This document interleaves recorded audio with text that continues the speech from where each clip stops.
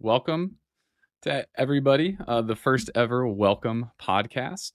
Um, Today I'm joined by Moon and HT. Moon is the GM of Welcome, and HT is one of the officers. And we're going to talk a little bit about TOGC, what our expectations are for the raid, how we felt so far during, progression on the PTR, and how we think it's going to go on live, what we think some of the top guilds might be doing in order to, beat out the rest of the competition. And that's kind of it. We might stray a little bit along the ways depending on how the conversation's going, but we'll try to keep it back in line with, the progression race and how we think the raid's going. But anyway, to start up, HT, do you want to give like an introduction to yourself, your WoW history, and then like how you came to join Welcome and become an officer? Yeah, sure. Welcome.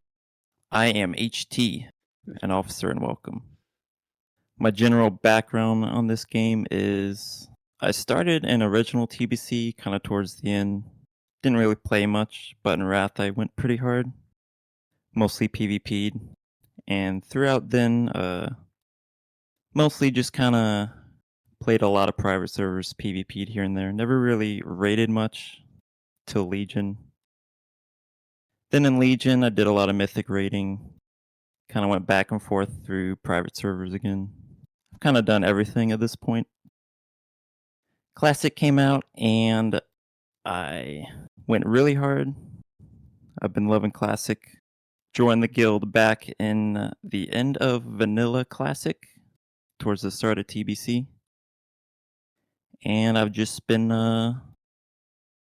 pumping on the meters, having a lot of fun in the guild. I don't know. Is Bouncy Castle first or second right now for Arcane Mages? I think you're slipping a little bit. Am I? I don't know. I haven't checked. But yeah, no, that's awesome. HT, you're obviously one of our best players. Oh, Bouncy Council's first. I stand corrected. I apologize for slandering your name. Oh, no problem. All right, Moon, do you want to give your intro and then talk a little bit how Welcome was created and where we are today? Yeah, sure.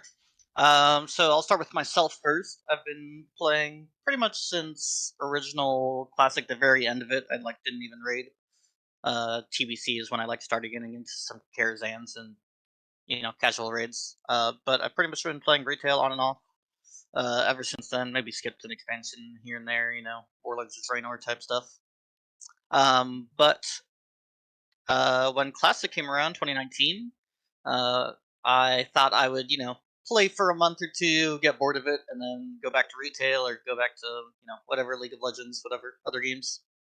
But instead, we ended up having a really fun time. Me and my friends that started the game. Technically, the first person to start the guild was my friend Bird, which maybe some people don't know, and it was called Thunderbluff Steakhouse. We pretty much had a few leadership changes as we went through the very early parts of Classic, and we ended up with Welcome by, I think, about week 3 of Classic. We had the same people in the same guild, just the name changed and leadership changed a little bit. But yeah, so we've pretty much been around since week 3. We started off on a dad server named Crom Crush, where we were pretty much the top guild on that server, and we pretty much went through all of Classic like that. We switched over to Benediction in early TBC because all of the Alliance were leaving Crom Crush, so we kind of were forced out. And we've been on Benediction since then, been crushing it, owning it. We have done a mix of speed runs and speed kills and progression, but we are mostly focused on the progression. We try to go for server first titles and server first progression, top world progression. Our highlights include number 4 world, Sunwell at the end of TBC, and we got server first Obsidian Sanctum in Nax in tier 7. We got server first Yogg 0 in Old War, and we pretty much plan to keep going. We're of course always recruiting. If anyone's looking, you can message me on Discord, moonpound1018. But yeah, We are just a progression-focused guild, a hardcore guild, and we just try to pump in all the different aspects of the game. See, you said server first Yogg Zero, but I seem to recall us being US first Yogg Zero. Oh yeah, that Um, is probably true. so we're a little bit more esteemed than just, in the benediction rankings. And then I guess I don't know that I've ever given my introduction on any video or like how I started playing the game. So I played during original vanilla and I was really bad at the game. I think it took me like 5 months to hit level 60. And by the time I did, TBC came out.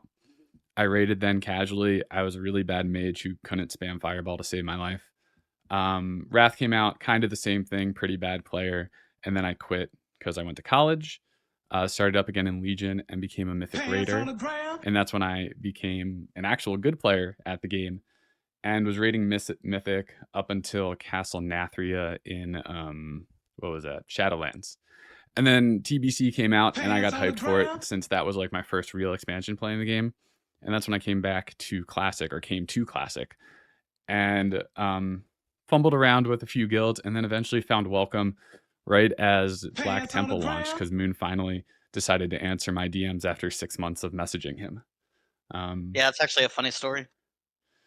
For you, I was very well. I mean, I was very excited by the time you finally were like, "Hey, yeah, we got a spot for you." But yeah, I think it was an actual 6 months of me just messaging you, be like, "Hey, you got a Shadow Priest spot? Got a Shadow Priest spot?" Yeah, TBC was so tight with like how the comps worked that like you really just needed the one Shadow Priest and that was it. Right, And and we like just had a core Shadow Priest for a long time. min maxing that spot didn't really do much for the guild, unfortunately. Right. Um, but yeah, so then been raiding with you guys ever since. Been loving it. This is probably my favorite guild I've ever been a part of in my entire time playing WoW. So good job to you guys for running a great guild and a very tight ship. All Yeah, right. it's definitely been fun. So introductions out of the way. Do we want to hop straight into TOGC and our first impressions over the past raid weekend, and then I guess whatever we might expect from this upcoming weekend?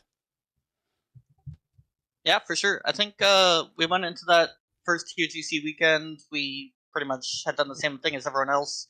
Just been watching, the super old tank spot guides, or just trying to find any like private server footage we could of the raids and the strats and what to go into it thinking. Um, I'd say overall, I actually really enjoyed the raids. Like, I like every single boss. There's not like a super annoying one yet to me, like like Vezax or something, or even like Iron Council with the RNG. Sure. It seems pretty like each boss actually has some kind of fun stuff you can do. Some of them are easier, some are harder, but I like the raid. Obviously, it's extremely short, only 5 bosses, and the difficulty we can probably get into more as we go through each boss. But it's pretty easy for us. Maybe some guilds it'll be a little bit harder, but I think everyone will be full clearing this instance pretty fast. Yeah, I think it was kind of a lot of people's expectations it was going to be on the easier side. Not exactly Nax tier easy, but it's definitely still on the easier side, which I think will help a lot of guilds actually after this very hard kind of old war progression as people try to take on Algalon and Yogg Zero, and it just took weeks for so many guilds, so I think a lot of people looking forward to a bit of an easier tier here. Right. That's actually a really interesting point. Is it's almost like a nice break, a nice attempt for everybody to try to catch up if they are behind on gear, because ICC is probably going to be similar to Old War in terms of difficulty. So it's like a nice break, allows everyone to kind of catch up on gear, so that they're going into ICC very prepared, and maybe having a little bit of a break because the tier for TOGC is that much easier, at least relative to Old War. And I would say, in a lot of people's opinions, Classic usually does its best when the raids are easy, which sounds a little bit counterintuitive. But I'd say a lot of people just like clearing these raid, hanging out with guildies, hanging out with friends, doing GDKPs, all that sort of stuff. Like Tier 6 Black Temple was a pretty popular raid tier. Uh, Nax, even though it was obviously very easy, was pretty popular. There were a lot of people playing at the time. So I think it's totally fine to have some easier tiers, some harder tiers, and you just kind of bounce between them. Yeah, I think it's really interesting how Blizzard's going to go forward with Classic, because I feel like the identity of it, is it going to be a raiding game similar to retail World of Warcraft? Are they going to try to like rebuild the world that Vanilla kind of constructed or like brought back to life? And I'm interested to see how they approach future raid tiers with that difficulty in mind. Because I agree. I do think that more accessibility to the raids makes it a better game overall. Even though we might enjoy a harder challenge, it doesn't need to be every single raid tier that is like, all right, 50 attempts on this boss, 60 on this other boss, Yeah, I think. Yeah, and Oh, go, man. go. Okay. I think that's part of where the challenge comes in on TOGC. Like, yeah, it is easy, but you really want to be getting those 50 attempts, which I'm sure we'll talk about a lot during this while we go over all the bosses. But that 50 attempt number is just so important for gearing and for the guild to get those very high item level cloaks. I think in general, tiers like Old War and probably how ICC is going to go is pretty good for the classic community. You have pretty good accessibility to most bosses, but there's a few bosses here and there like Algalon, Yogg Zero, eventually Lich King is a huge step up from the rest of the raid. You have these bosses that are like really big challenges, but the rest of the raid mostly is accessible with maybe a few like harder bosses here like Memro in hard mode was definitely a long prog race for a lot of people. Yeah, I like how in Old War, like you said, you can switch, you can decide which hard moves you want to do, so you can progress them at your own pace. Same thing with TOGC and going into ICC. You'll actually be able to toggle between normal and heroic starting from now and into ICC, so you can really decide on a boss by boss basis, like which ones you want to try and fight. Yeah, I agree. I think that's a really nice change, especially for the guilds where it's like, who's not progressing heroic week one, they can go in, they can do Northrend Beast and Jaraxxus, get that 258 gear, and then switch down to, normal mode and clear the remaining bosses. Or even if they just want to do faction champions on normal and then twin Valks they can do on heroic. I think there's like a lot of options for guilds, which again, just increases accessibility for everybody. Yeah, funny enough, as I think we're about to start this first boss, Beast, I think this is actually one of the harder bosses in here, in my opinion. It's easy to mess up and die on accident, even though the mechanics are pretty easy. I feel like there are more ways to wipe on this boss than potentially the next 3 bosses. This is in our 10-man heroic clear, the first raid that we did. We wiped the most on Northrend Beast of any of the bosses. Yep. All right, do we want to get into this Northrend Beast VOD then? Let's do it. Do we want to take it phase by phase? Do we just want to talk about the fight as a whole? Yeah, I think we can take it phase by phase, maybe like pause in between them type of thing. Okay. So this first fight, you pretty much fight 3 separate bosses in this one boss fight. The first one here is Gormok the Impaler.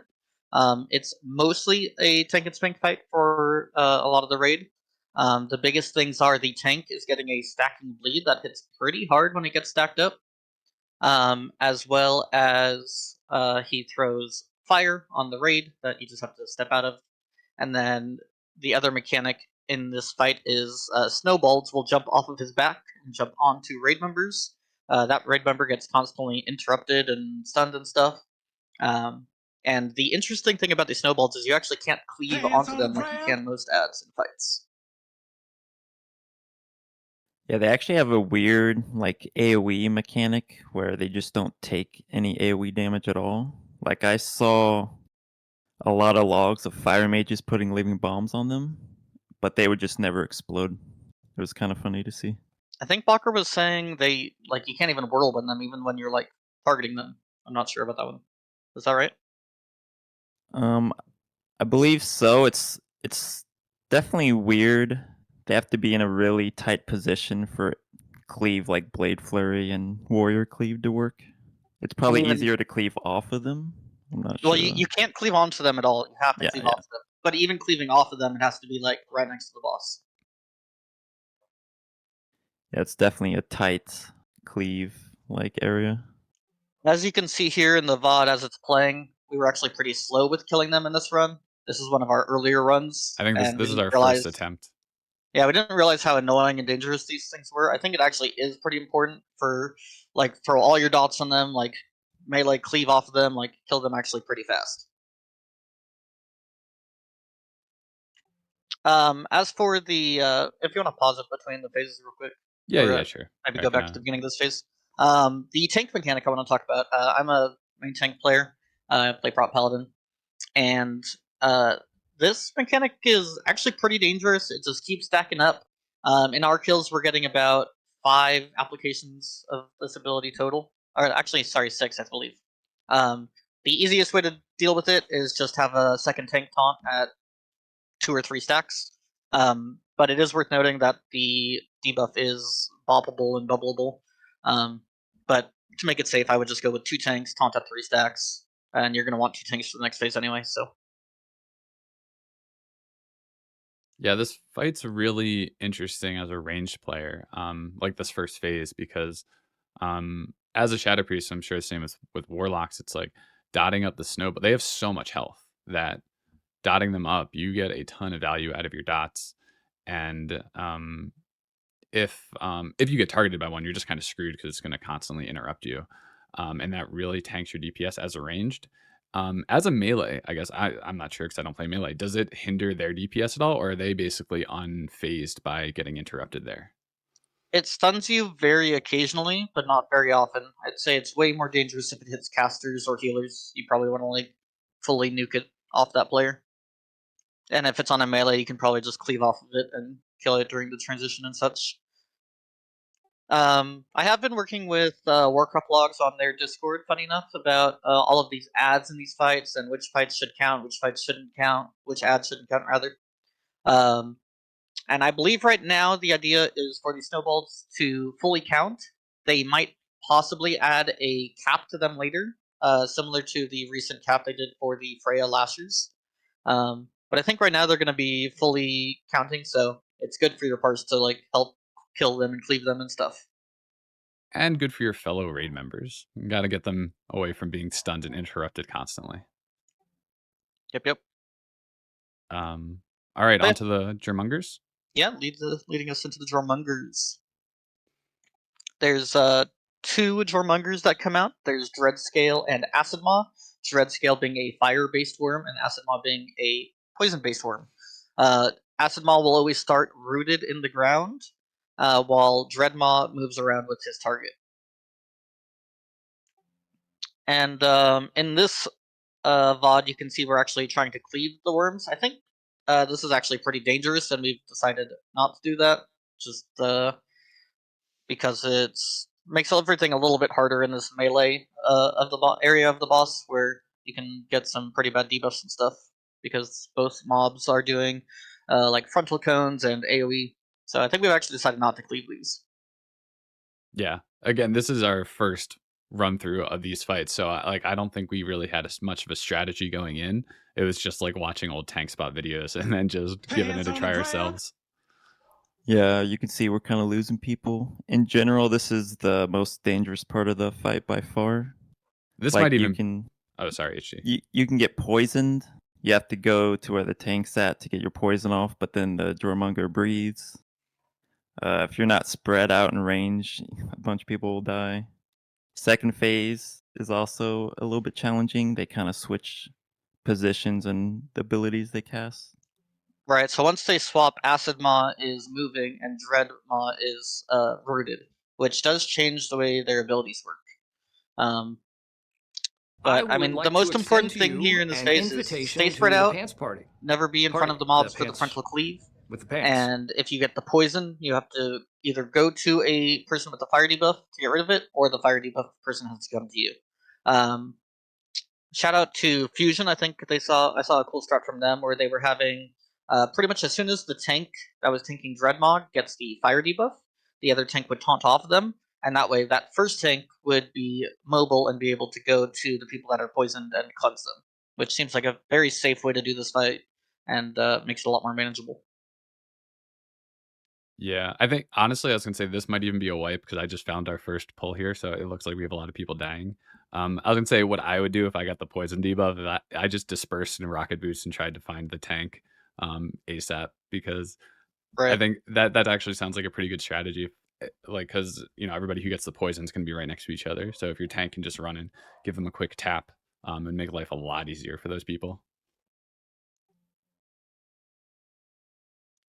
Yeah, and I guess part of the discussion of this fight that we're going to be seeing a lot in this raid is safety versus like trying to like min max your parse or your speed or whatever. Remember, you want to keep those 50 attempts remaining the whole entire raid because you do get extra loot from them, and it's very important. So in general, I would say everyone should stick to the very safe strategies. The way you can do this raid the cleanest. Uh, I mean, Warcraft logs is fun and all, but I think getting that gear is more important, and you're going to need the gear to parse later on anyway. Right. It's a funny thing for speed killing, or here I can even go back to the Germongers. We can keep watching that. Yep. For speed killing or speed running, for that matter, it's like, how risky are you going to be in your strategies? Like, are you just going to say screw the cloaks, if we die, we die, or are you going to take an approach that's like half fast but also half safe, like just trying to mitigate whatever losses you might have the best you can? Right. And I think even the best or top most hardcore guilds in the world are still going to be going for like the safest strats on these bosses for a long time while they farm up their cloaks. Right. It's almost dependent upon how many splits do you have. Do you have enough so that you can gear out your main core team before ICC comes out? And if you can, then you can safely put those 25 into a raid and just kind of do whatever you want. But if not, then it's really just not worth it to lose out on cloaks or potentially tier if you have like a bad raid and you wipe more than 5 times. Definitely. And I'd say in general, as we go through these bosses, we do have to remember we are a much more hardcore guild. Other guilds might have to do these bosses, slightly differently, but I think in general, even we want to focus on the safe strats, and that's what we should be looking into for these fights, and just pretty much not trying to min max our parses. At least like the first half of the tier, Yeah, completely agree. Move on to Ice Hal. I do want to just reiterate some of these abilities. So Sure. pretty much at the very beginning, the Dread Scale will do his Fire Frontal Breath, and Acid Maw will do he'll pick a random person in the raid and AoE poison everyone in that circle. So I just want to make sure that's clear. That's how those abilities work. And then the fire, to get your poison cleansed, as you're getting slowed, you have to get damaged by a fire from.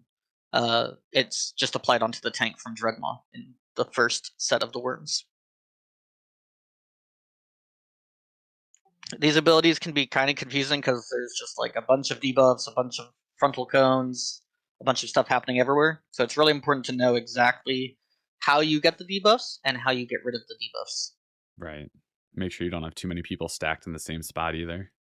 Yeah, definitely a big spread out fight, and it's kind of hard because the general strategy for this is to burn down Acid Maw as fast as you can, and while you're doing that, like people might be stacked up all in that side of the room, so you have to be really careful. There are other strategies which involve like trying to kill them evenly, because when one dies, the other one doesn't rage, which can be pretty dangerous. I think people will have to figure out their own strategies that work best for them. I think right now the safest strategy is just to burn Acid Maw down as fast as possible with Lust, and when Dreadmaw enrages, it can be pretty scary for the melee, but most of the time it hits a range and you guys just have to stay spread out so that the fire debuff only hits one person. Mm-hmm. Lust and burn.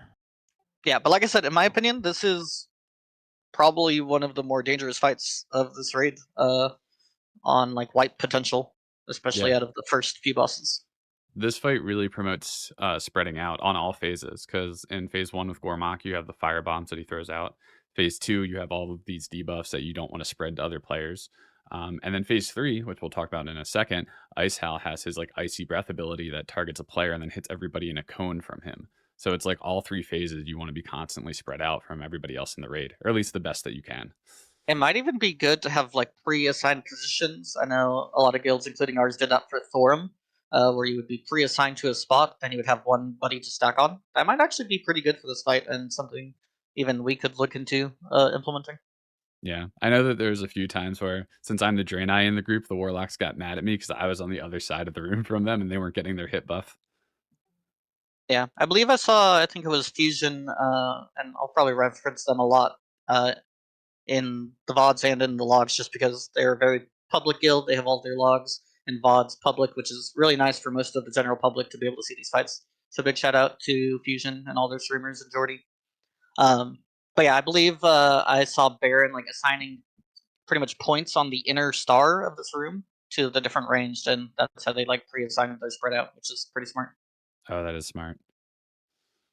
Anyway, let's get into Ice Hell. He's a Let's big do it. Yeti. True. He is a big Yeti.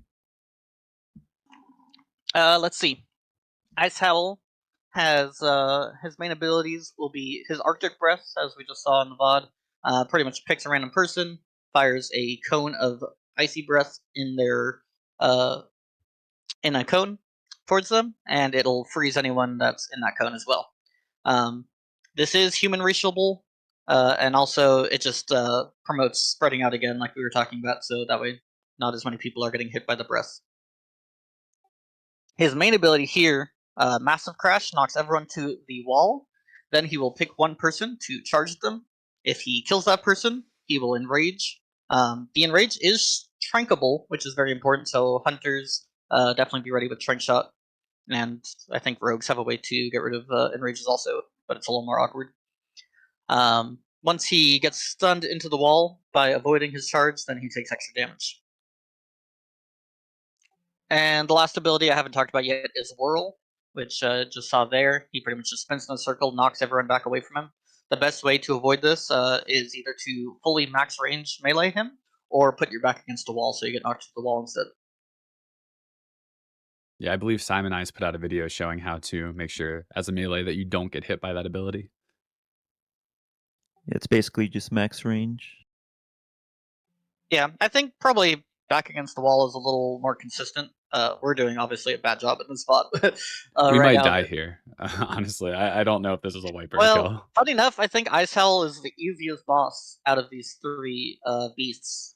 Agreed. I feel like it's pretty hard to wipe in this part unless you get a enrage.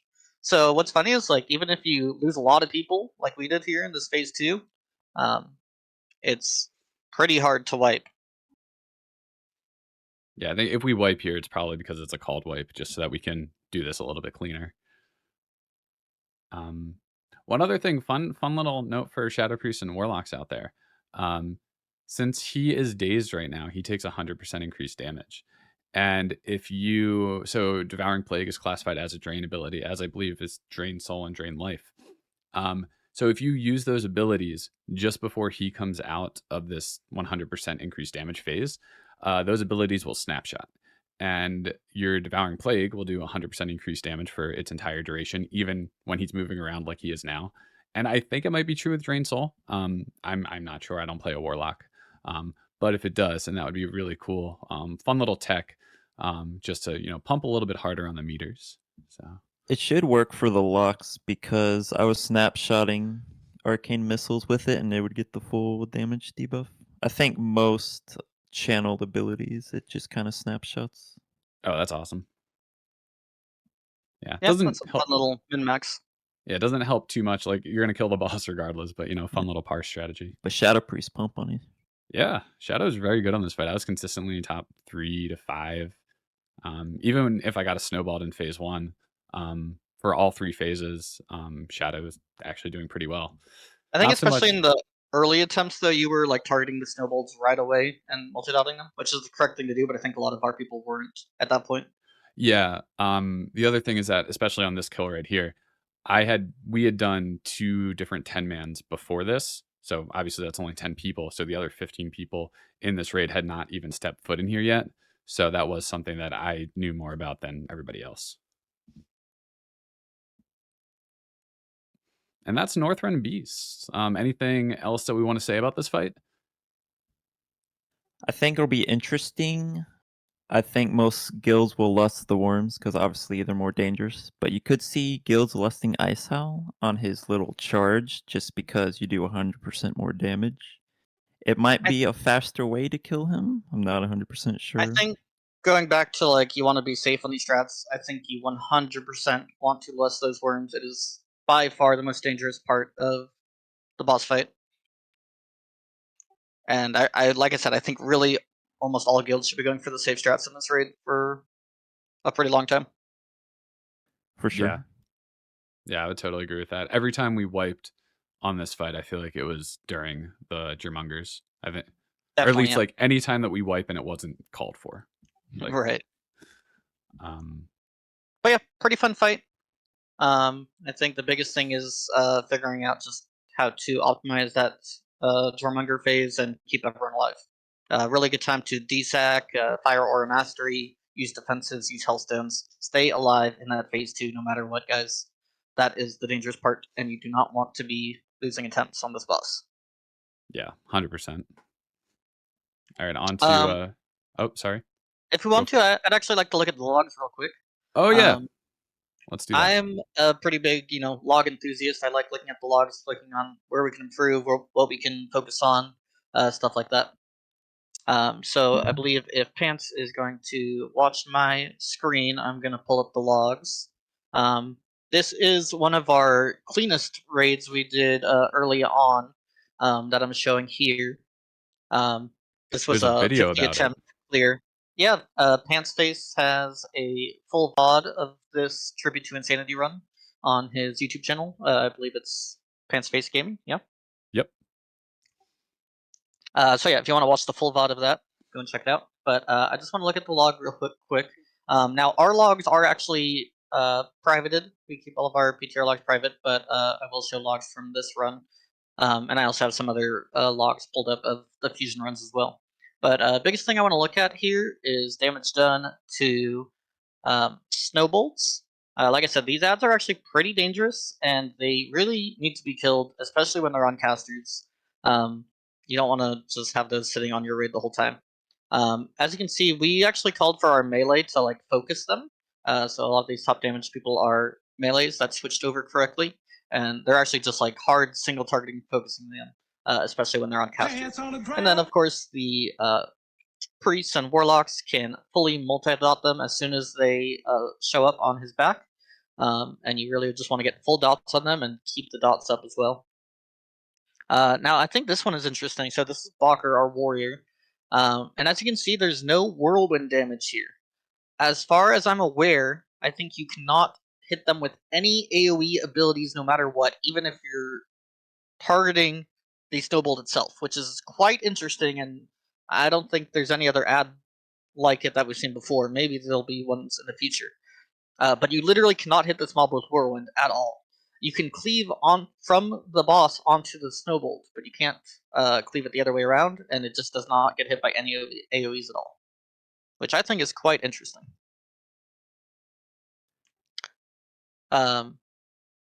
There's obviously some other casters here, like hard focusing them, especially during the transition, as we transition from the first boss Gormok to the worms. People can just like all hard focus them and help cleave them down.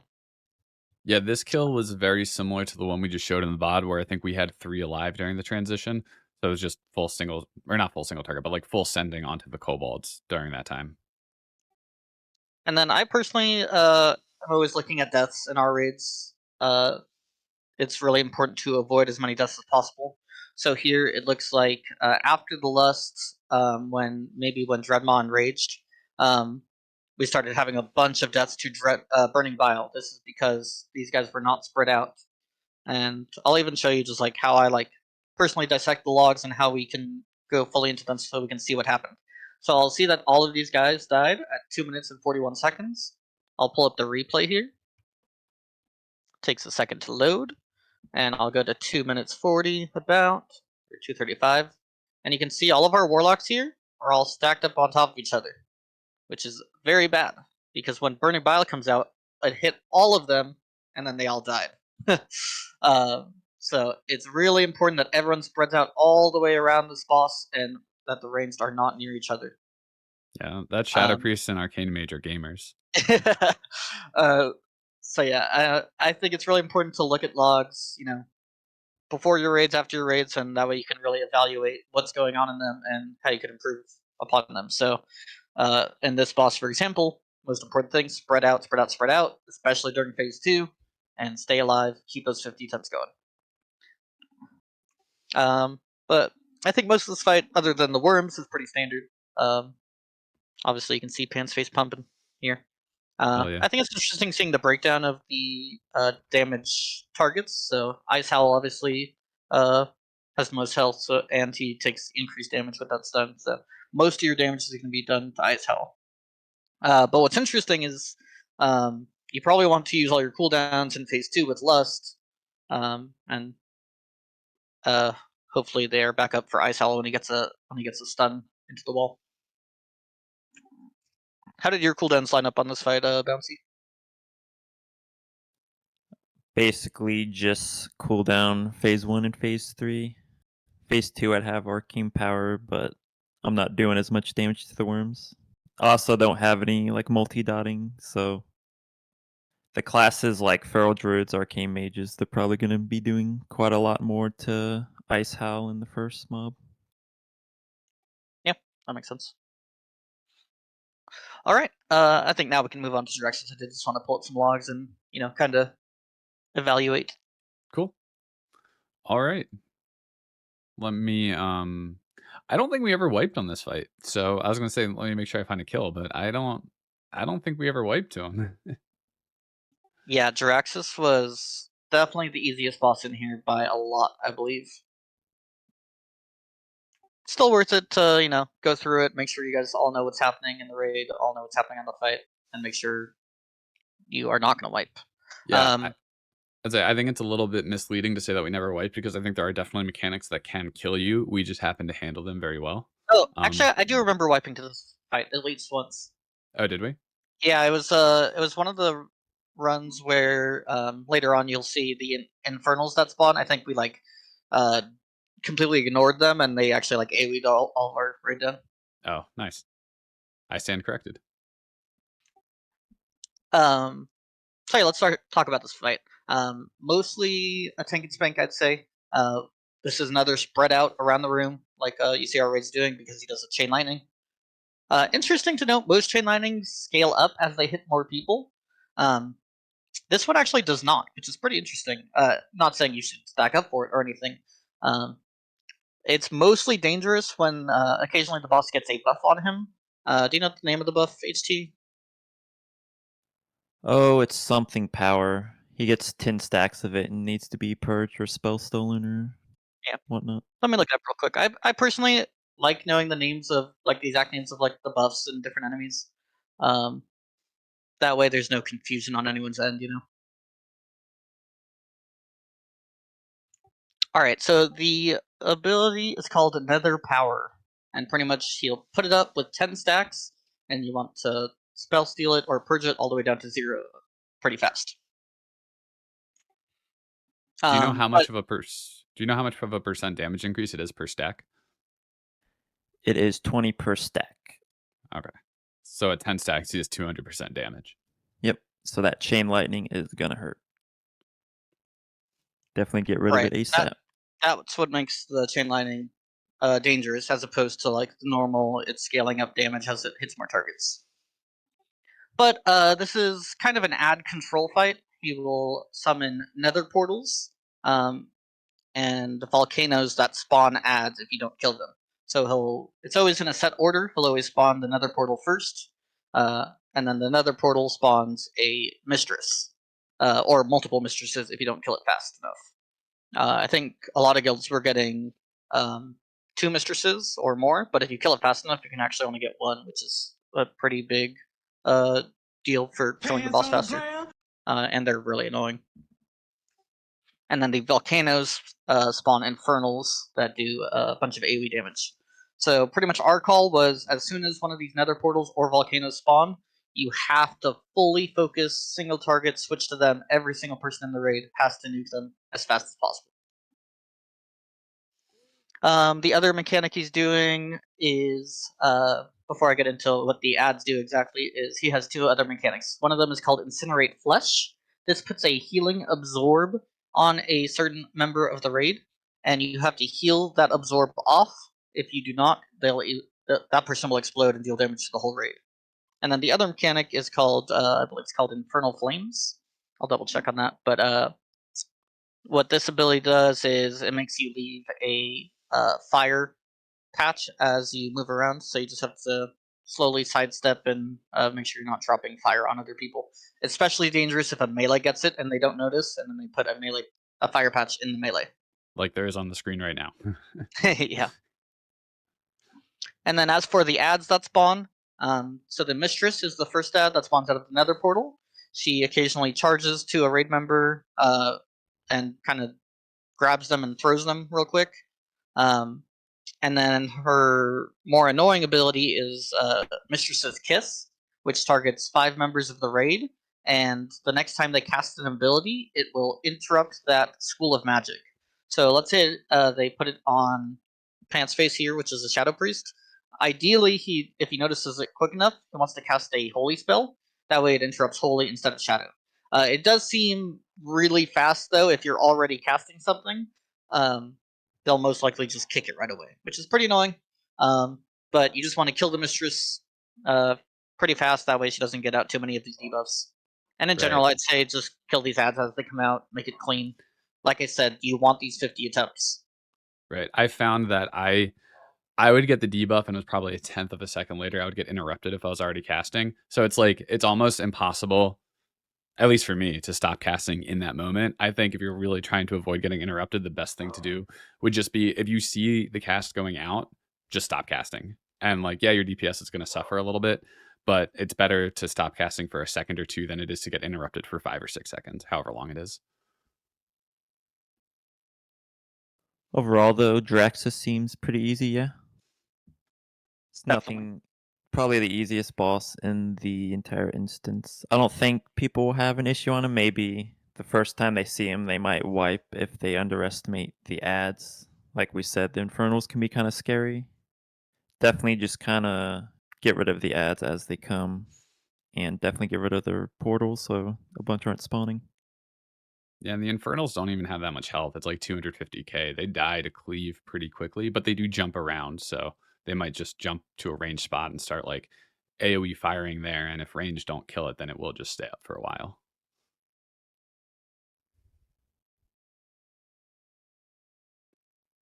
Cool. Yeah. Anything else on this guy? Or want to move forward? Yeah, I think it's a pretty easy fight. Make sure you kill the Nether portals and volcanoes right away, and then kill the ads pretty fast. That way they don't continue debuffing people and AoEing them. But definitely, in my opinion, the easiest fight in here. Should be no problem for almost every guild. Yeah. All right, now let's get to the fun fight here. Faction Champions, which is, I don't want to say it's a weird fight, because it can be very easy, it can be very hard, and it's just gonna differ every time you do it. I think like you definitely obviously have a strategy going into it, but it's like the spells that the enemies cast, are you good at dispelling them? Do your important people get like feared by the warrior and they can't do anything because you can't dispel it? There's just like a lot of things that can happen that are kind of random, and it's really going to change the fight every time you do it.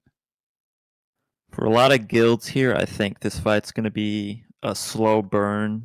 Like you, especially for the first few attempts, you're probably going to want to just assign one person to one ad to just permanently try to CC them. Some ads are way more dangerous than others, obviously. But you want to get rid of the healers so they don't heal. You want to get rid of the rogue, for example. He is extremely annoying and will one-shot people. Definitely going to be a fight where you kind of take it slow. You want to go in with a game plan, and it's not really a parse fight. You're not going to be blasting, AoEing, etc. I think it's really funny that you say that, HT, because on this VOD here, our hunter just ninja pulled the boss as we were like trying to explain the strategy of the fight. Yeah. Well, we had had an idea of what we wanted to do. We were just discussing it. Right. We do a lot of prep before we go into this PTR, so get a general idea of what we're going to do. This is not a fight you go in blind on at all. It can be disastrous. I think it is worth talking about like the key enemy members and which ones are most important. So I think there's two general strategies here. Either you can hard focus the healers first, or you can hard focus the like most dangerous quote unquote enemy players, which is usually like the rogue or the hunter or the warrior, stuff like that. Let me first off with saying I know a lot of people are talking about like trying to CC these mobs. I think it's really hard to CC these mobs. There's pretty much just like always random AoE breaking stuff, and even when you do land a CC, it has PvP diminishing returns and durations, so it only lasts a few seconds. So I think your best bet is you just rip the skull out super far and you burn it, and you can get some initial CCs off. But after that, I think it's going to be really hard to CC these mobs. And you can see like we have the warrior rooted off to the side. That's actually really good. But if they're in the middle of the raid, like there's not going to get hard CC'd at all. Which I do think that makes soft CC really strong. So we have the hunter frost trap here. I think in this point we were having like the rogues use crippling poison and like phantom knivesing to slow them all down. So I think any soft CCs you can do here is really, really strong. And hard CCs might be hard to keep up. And then there's some really good CCs still, like Cyclone and Banish, that obviously don't get broken by damage. Those are really good too.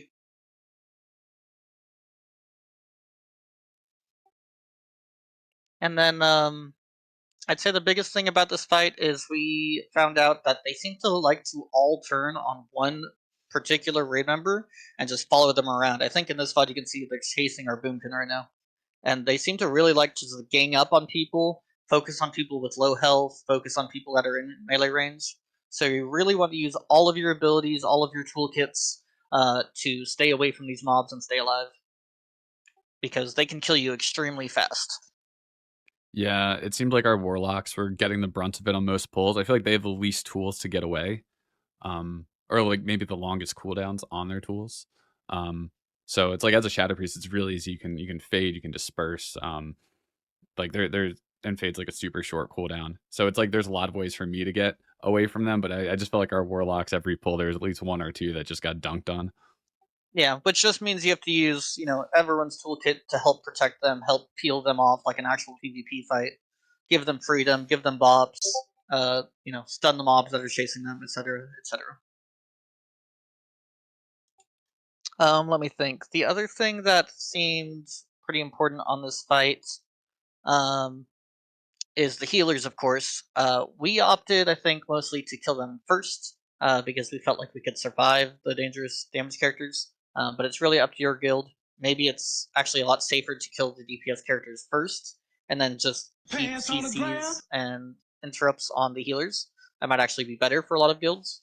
I think this is the boss that will like take the most experimentation between guilds, and different guilds will have to have different plans for it based on how their raid is performing on it.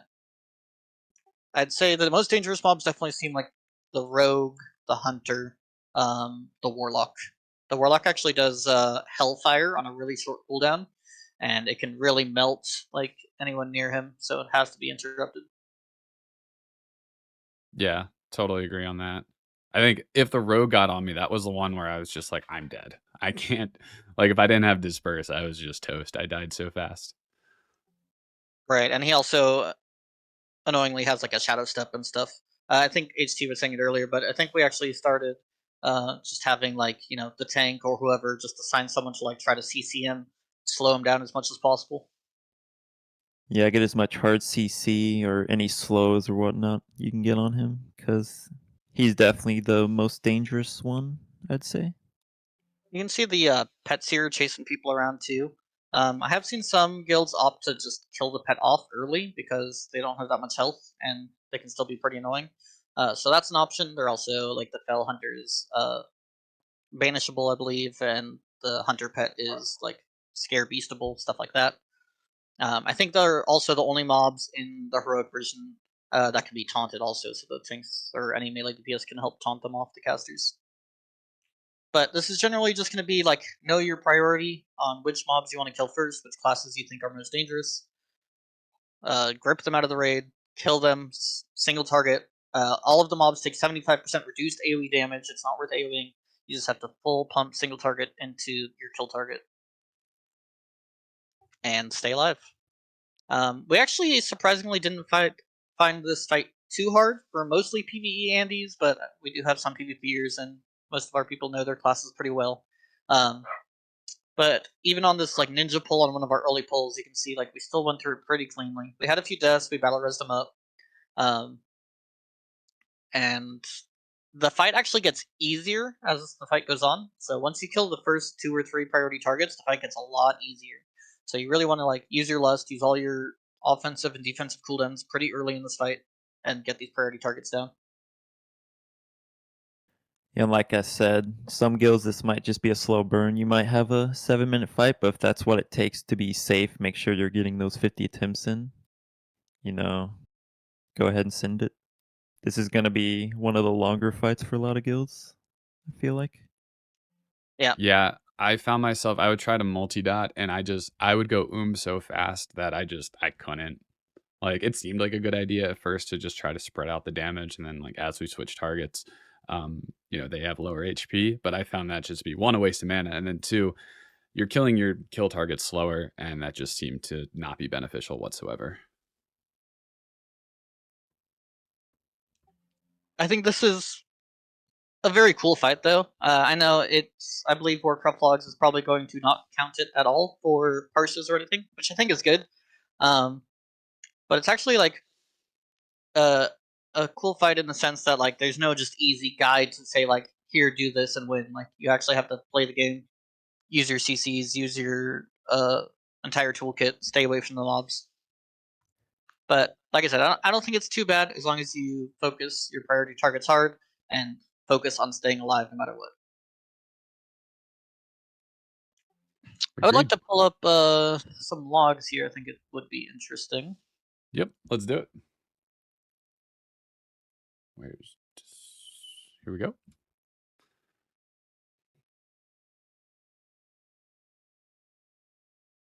All right, so I'm going to look at faction champions. I think it is worth looking at enemies healing on this fight. So you can see like they had a Resto Shaman and a Resto Druid and a Holy Paladin. I think we probably killed the Holy Paladin first, which is why he has slow healing. But you really need to be either ceasing or killing or interrupting these healers to make sure they're not pumping out these heals. Very important. You can see like 2.5 million healing, 1.5 million healing. It's a lot. You can also look at enemy damage done, which is always pretty interesting. This is here, Mazdana is the Horde Rogue. And you can see he's like top damage by a lot. Like not only does he do a lot of burst damage to a single person, he also Feint of Knives and AoEs the whole raid. So definitely one of the highest kill priority targets for staying alive. The annoying part though is he is kind of like annoying to kill because he does evasion and shadow steps around, but I think it is worth focusing him, getting him off early. The Hunter I think is deceptively strong. He does a lot of single target damage with his explosive shot, and he will just pretty much constantly be in the back shooting people the whole time. And then here is where this is the Warlock, like I was talking about, his Hellfire effect does a very large amount of damage. Very important to interrupt him, keep him locked out of his ability, and CC it if needed.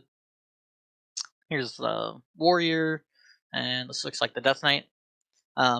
It's kind of hard to tell exactly from these because it depends on the order you kill them. So I think like we probably killed the Rogue last year incorrectly, and that's why he did so much damage. But I think it is worth looking at these in your logs, seeing who's doing the most damage to you and what you can do to them. And then I'm just going to pull up another log here just because I'm curious. This is one of Fusion's raids. We can kind of look at the same type of things on their log because I think it's worth noting that you don't get the same exact enemies every time. It's a little bit randomized on which ones you get. So this one looks like they got the Resto Shaman, the Holy Paladin, and the Resto Druid. They probably did a better job at killing and interrupting these two, but they missed the Resto Shaman, and they got a lot of healing off, looks like. That healing's insane. Yeah, 6 million. And then, let's see, enemy damage done. So for them, it was the Warlock. Like I said, very dangerous target here on the Warlock because of his Hellfire effect, just burning the melee alive. Has to be interrupted or CC'd. And once again, the Rogue, pretty high up here. For them, the Death Knight was next, the Warrior, the Hunter, so maybe they killed their Hunter a lot sooner than we did. But yeah, I think generally the Warlock and the Rogue are the two most dangerous DPS, it seems like. Alright, we can head back to the VOD. Let's do it. Alright, on to Twin Valks. I don't know if we wiped on this fight, but we can just start here, and if it's a wipe, I'll just go find the non-wipe attempt. Sure. So there's a few different strategies, and they actually just made a balance change to this fight in the very most recent PTR notes, which we don't know exactly how it'll affect the fight. But pretty much there are these essences on the map. There's 2 dark and 2 light ones to start. Everyone, they stay there the whole fight, and you can just click on them to switch your color. So everyone has a color on this fight, either light or dark. If you're light, you want to be damaging the dark Valkyrie. If you're light, you want to be... if you're dark, you want to be damaging the light one. And if you're light, you want to be damaging the dark one. Always opposite color of you. And then, in addition, there's all these orbs flying around. If you're light, you want to absorb the light orbs, like seen here in the VOD. And you want to avoid the dark ones. And then if you're dark, opposite, you want to absorb the dark ones and avoid the light ones. They actually do a lot of damage. If they're opposite color, it's really important to avoid them as much as possible. There's going to be a few different strats for this boss. In this one, looks like we had our whole raid go dark, and they're stacking on the bosses. You can cleave these bosses, although one of them will take heavily reduced damage, but it's still extra cleave, it doesn't hurt.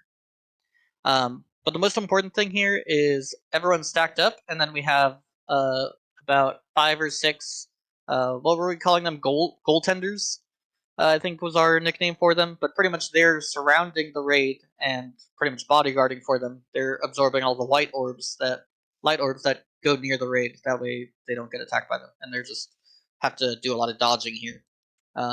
Obviously, it's not ideal for most range to have to be moving a lot.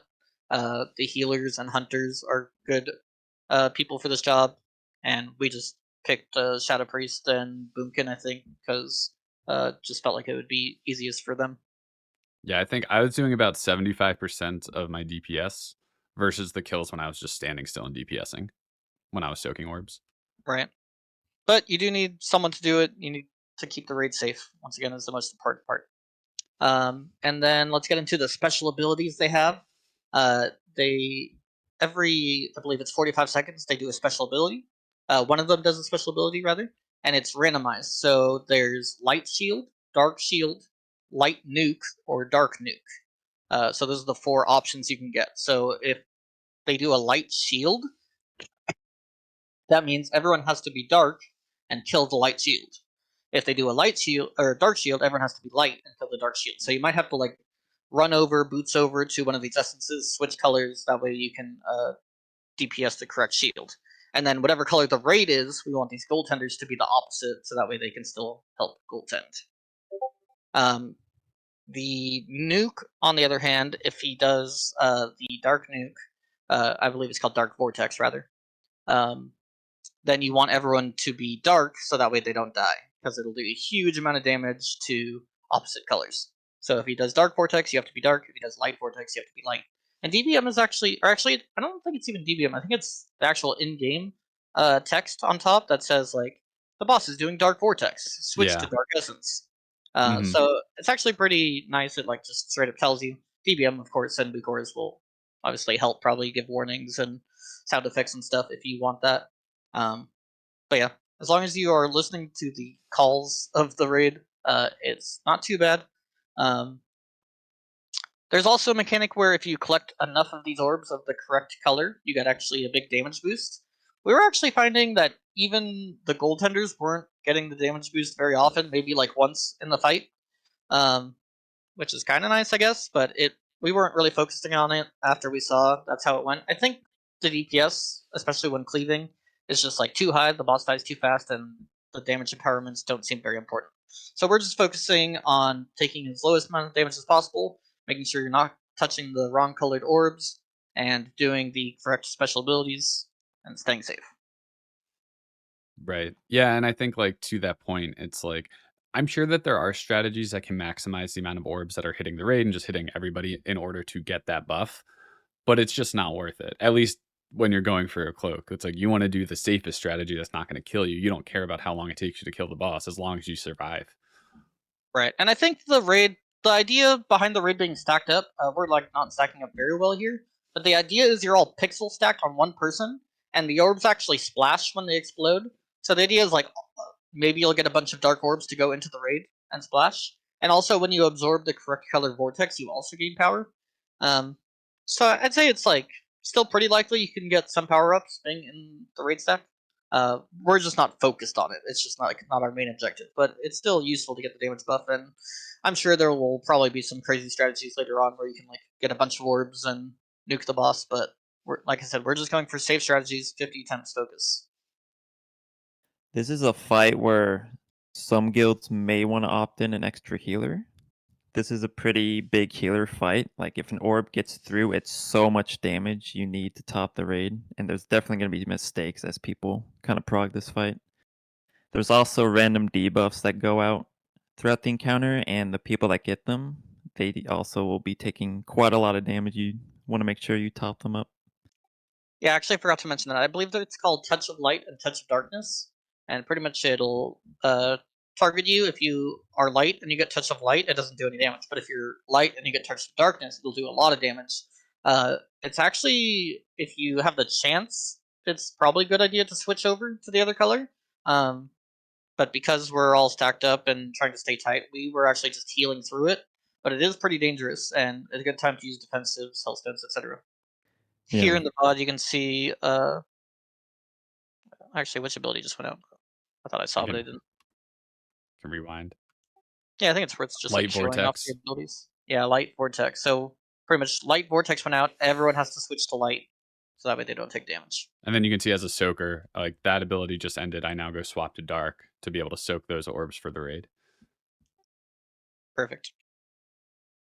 Pretty fun healer fight, but it can be extremely hectic, especially if orbs are getting through and people are topped and suddenly everyone's 20% and you're like panicking, trying to top everyone, making sure no one dies. Yeah, I agree. I think this is like a pretty healer intensive fight, and I'd probably say this is the second hardest. Well, it's kind of interesting. I'd say this is the second hardest fight after Noob, but I'd probably say you're more likely to wipe the beast than to this fight. So maybe this is the third hardest fight. But it just kind of depends how good your group is at coordinating and how good your group is at Northern Beasts. So Yeah, I think mechanically, this is my favorite fight of the entire raid. And I think it's an interesting conversation about like the difficulty tuning here. Like, as somebody who enjoys hard content, I wish personally that like the abilities were a little bit more damaging because I feel like there's so much potential for this fight. And I think it's missing something. Like, I feel like it's definitely scary if like a vortex goes off and you're the opposite color. But outside of that, at least as a DPS, it didn't seem like I was ever truly in danger. Um, but I'm pretty good at dodging the other orbs.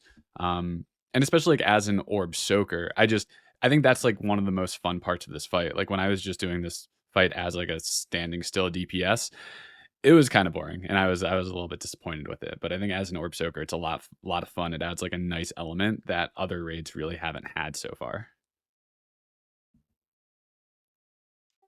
I think this is also one of the very few fights where cleave DPS is actually a pretty big benefit. A lot of times, cleave classes or characters, it's kind of like padding on a lot of recent boss fights. But on this fight, like the cleave fully counts. The bosses share health. So if you're doing damage to both, it's like you're doing twice as much damage. Obviously, one of them takes reduced damage because of the debuff, but I like that cleave classes get a boss fight to really shine on. Yeah, pretty fun fight. Not too complex. It's mostly just kind of getting everything in order with assignments, seeing who's soaking, maybe healer assignments for the debuffs, but pretty straightforward. Is there anything in the logs you want to look at, Moon? Yeah, I'll take a look at the logs. If you want to switch over views pants. Yep. All right, so let's pull up. These are our logs from our PTR run. So I'll take a look at damage done first, real quick. So the warlocks, as you can see, they can actually multi-dot the opposite colored mob, which is pretty nice. It doesn't do like a ton of damage, like I said. Like they're probably just keeping corruption on it for like increased procs chance. I believe they get proc chance from corruptions. And then our warrior here, you can see he's cleaving the whole fight, which is doing some decent damage. It's 15% of his damage is on the other mob, so it's not like, you know, some huge like 50-50 split, but it's just extra damage. And then the single target classes like Barrel Druid can actually still do pretty good because it's just kind of a standstill and DPS fight. So I think it's a nice balance of cleave fights and others. You can see like Pants Face and Proxden here are pretty low because they are doing the soaking job. It's a little bit awkward that you'll have to like ask people to do this goaltending and do lower damage, but I think it's worth it for the safety of the fight, and maybe you can rotate out who does it. That way everyone gets a chance to do damage and have a little more fun. I'd also want to look at the healing on this fight. Like Vatsicast was saying, this is a pretty healing intensive fight. It looks like in this raid we are 4 healing, but I think 5 healing this fight might make it a lot more comfy and a lot safer. But yeah, Disc Priests and Rested Shamans just raid healing the whole raid. There's a lot of raid damage going out, so it makes sense. And then the Pallies are mostly just healing the tanks like normal. Let's see. Other thing I would like to look at is damage taken by. I guess we can just look at damage taken. By like the vortexes or something? Yeah, kind of just in general. I feel like it's always interesting looking at this. So Light Surge and Dark Surge. I believe that's just the passive damage that's always going out. Is that right? Or is that the orbs? I believe it's the orbs. There is constant damage though. I haven't. No. So the Dark Surge and Light Surge are the passive damage. So it's just constant ticking damage, making probably Resto Druid extremely strong in this fight, usually with constant ticking damage. They're always pretty good. I believe Unleashed Light is the orb hitting you. Right. Touch of Darkness is the debuff. Unleashed Dark is the dark orb hitting you, and the Dark Vortex is the raid wide ability. So we can look at Pants Face's damage taken here. So he'll probably have a lot of Unleashed damage taken because he's out there soaking all the orbs. Even when you're the correct color, it still does damage to you. Is that correct, Pants? Yeah, it does. I don't know, maybe like 2k damage, but then if you're the opposite color, I think it was like 10. Right. So yeah, pretty important to know that. Even if you're soaking the correct color orb, you don't want to take like a bunch of them at the same time while there's like other raid damage going out. But yeah, a lot of it is just passive raid damage, and then you can get nuked really hard when you take orbs. But that's why we're talking about it's being healing intensive, constant taking damage. I bet Resto Druid will do really good on this fight. They have certain fights where they're just really good. We opted not to use one on this guild, but I think adding a Resto Druid here would be very strong, or a Holy Priest, as some guilds like to opt into. And then I'm going to switch over to the Fusion log, and I just picked one of their random logs. I think I have a few of them here I can look at. Let me go look at a random one of these. 2 minutes 20 seconds is a pretty fast kill here. They were 2 healing. Wow, that's pretty crazy. I believe maybe at this point they were doing the door strap. 10-man. Oh, oops, sorry. Yeah. That makes more sense. Thank you. That's why they're 2 healing. Let's see. Twins healing. Okay, here we go. So yeah, they opted to 4 heal as well.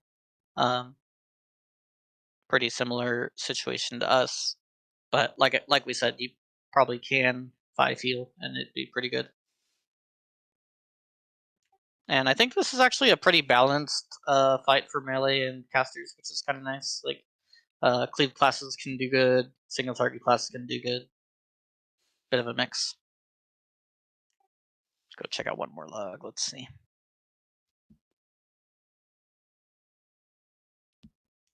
Yep, 4 healing again. Pretty similar stuff here. I think I haven't seen in these logs that I just looked at right now, but I believe we had some pulls where like our combat rogue and fury warrior were like top damage. Here's a log with the fury warrior top damage. So this is what I was talking about, where cleave classes, get a chance to actually pump on some of these fights, which is cool. I like that. All right, I think that's good for the logs though for this fight. Cool. All right, let's talk Anub. Now, you know what's funny is when I was going through this, I forgot our first time through the raid, we actually one-shot every fight except Anub. So when I was saying like, oh, I think this might be a wipe, I was wrong because we actually did pretty well in the first 4 fights in this raid. But Anub is where all of our deaths came from. I think we had 8 wipes on our first run through. Yeah, that sounds right. By far the hardest fight in here, and So I'm trying. Oh, definitely where you want to put most of your attention when preparing and thinking about assignments, different stuff. so that's the kill. All right, let me back up a second. Here we go. Fast forward a little. All right, here's the pull. All right, lead us off, Moon. Yeah, sure. To give a quick overview, this is one of the few fights that we've done in Wrath so far where we actually don't want our prot pally tanking, which I think is pretty cool. Instead, we have a bear tank, and I think a DK would do a good tank here as well. And the main reason for this is that we want the prot paladin and potentially a prot warrior on the ads. These ads attack really fast, and while they did fix the full block set, making you like immune to damage, block is still pretty strong in this fight, and it's going to reduce their damage by a lot. And it's easier for them to grab aggro on these ads. So 2 ads spawn from each side, left and right. As you can see at the beginning of that fight, we had some Death Knights pull down these frost orbs that were floating in the sky and killed them to leave the frost patches on the ground. And then we tanked 2 ads on the left side and 2 ads on the right side of the boss. So this is the general setup for our phase 1. Tanks pick up the ads, they pull them into position, and we personally chose to, I think in this video we're probably more active AoEing, but once we got better at the fight, mostly passive cleaving these ads. I definitely would recommend full active AoEing the ads though, if either your tanks are having trouble surviving or if you're not killing the ads fast enough. These ads have to die before the next set of ads come up. Very important. So cleave on this fight is pretty good as long as you have enough of it. Besides attacking very fast, these ads do a stacking debuff on the tanks, making them take a lot more damage as they get up to full stacks. It's manageable when you only have 2 ads on them. They also buff each other, so you really don't want all 4 ads tanked on top of each other, otherwise they'd get super buffed, attack super fast, and cast super fast. They do a cast called Shadow Strike, which targets a random raid member, and it's a pretty long cast as long as there's only 2 or less of them on top of each other. And you have to, if you don't interrupt it, they'll teleport to a member and hit them for like, I think it's like 25k or something. So it's can one-shot them pretty easily, or maybe it's even more than that. But either way, you don't want this to be interrupted. The ads are also stunnable, so that's another reason why the Prot Pally and Prot Warrior are good, because they both have AoE stuns against these undead mobs. Prot Warrior can Shockwave, and the Warrior, or Prot Pally can Holy Wrath, of course. The main tank is pretty much just taking really heavy physical damage, and then every so often he does a freezing slash, which stuns the main tank, and we pretty much just heal them through it, but it is worth noting that they take some big chunks of damage in here, and you can't avoid while you are stunned. That's why we don't want any ads on the main tank or anything like that. Oh, and then the frost patches, they have to be tanked on top of the frost patches, otherwise they will burrow into the ground and then pop up 30 seconds later when there are new ads. So you really don't want that most of the time. You just want to keep them on the frost patches and make it so they can't burrow. And 90 seconds into the fight, the boss will burrow, and we'll transition into phase 2. So before that happens, you want to pull the boss off of the frost patch, that way he can burrow. Otherwise, he'll destroy your frost patch right away. Yeah, I'm totally not looking there right now. Yeah, the interesting thing is like he'll start chasing people, and you want to drag him into the frost patch because he's going to speed up and deal a lot of damage to whoever he's chasing. So when he hits a frost patch, he like resets his speed and then finds a new target. But you want those 2 frost patches in the front because you're going to be tanking him there again at phase 3. So if you mess up one of those 2, you'll have to pull another frost orb down to that position. Otherwise, your tanking will be a little scuffed for the 4 burrowers when they come out in phase 3. Yeah, that's right. We opted to keep those frost patches in the front for the tanks, and just use other frost patches for this phase 2. It is worth noting on Heroic, you only have a limited number of frost orbs in the sky, so you do want to try to min-max this phase 2 in a way that you don't use too many frost patches. The best way to do this is, obviously the person being chased can boots and use movement speed increases to get away from the spikes. I believe this person's probably about to boots all the way around these front patches, kind of off screen here a little bit. He'll come in from the right in like 5 seconds. And then you can also utilize Bop as the spikes are about to hit them. That way they get even more time, because it is physical damage, and Bop makes you immune to physical damage. Meanwhile, there's just kind of some scarabs spawning around the room. You just kill them. Yeah, if they enrage, they will put a stacking. I think they put a debuff on you anyway, but if they enrage, they do a lot of damage, and you don't want them attacking you and getting that debuff into like him Right. burrowing from the ground. They're actually a little more re-emerging. dangerous, like deceptively. They do put a dot debuff on you when they attack you, and especially going into phase 3, you do not want to have any dots on you because of the mechanic we'll get into. But you pretty much don't want to let those guys hit you at all. So try to run away from them. I think, were they stunnable? Yeah, and CCable or no? I forget. I don't remember know. them getting slowed, I believe. I Yeah, don't remember stunning. Honestly, I was more paying attention to like the boss's spikes than the little scarabs. Yeah. But just make sure you kill them and try not to get hit by them. We did have some issues with the boss like choosing someone and them running away, and then like the spikes would like go straight through the whole raid, and those spikes actually do a lot of damage. So it's really important that if you're being chased, try to avoid going through the middle of the raid if you can, and if you can't, try to warn people, like let them get up out of the way, and everyone should be aware of where the spikes are so that they can avoid them. But pretty much the boss will come back up, and you'll go back into, I guess, phase 1 in a way, which is just the same ad spawning, everything else normal. But when the boss hits 30%, he goes into phase 3, and the most important mechanic in this phase is Leeching Swarm. So he casts Leeching Swarm, which does 30% of your current health, I think every second. Is that right? Yeah. And he'll also heal as much. He'll heal a percentage of the damage he does as well. I believe it's. I forget the number right now. I think is it 120%? Is that right? It's either, I think it might be 125, but it's around there. Yeah. So he'll heal like 125% of the damage he does, which is pretty scary. So the best way to deal with this mechanic is you keep the raid's health low. You can see on the raid frames like people are getting pretty low here. You actually want their health to be low. The lower health they are, the less damage the raid takes, and the less healing the boss takes. So it's a double reason why you want the raid's health to be low. Now, the only dangerous part about this is throughout the whole fight, he's putting frost debuffs on, I believe it's like 4 or 5 characters in the raid at a time. And this frost debuff ticks pretty hard. I think it was like 5k ticks. Is that right? 6k every 3 seconds. Yeah, 6k every 3 seconds on the people with the debuff. So those people that get the debuff immediately have to get topped off at least to like half health or so that way they don't instantly die to the first tick. It's really important here that when you get this debuff, that you pop defensives, you use Hellstones. I believe Fusion and some other guilds started using Frost Protection Potions. They would save their potion cooldown, and then as soon as they got the Frost debuff in this phase, or actually as soon as the phase was starting, they would hit their Frost Protection Potion. That way they were protected from the first tick, which is pretty smart and definitely a good way to be safer on this fight.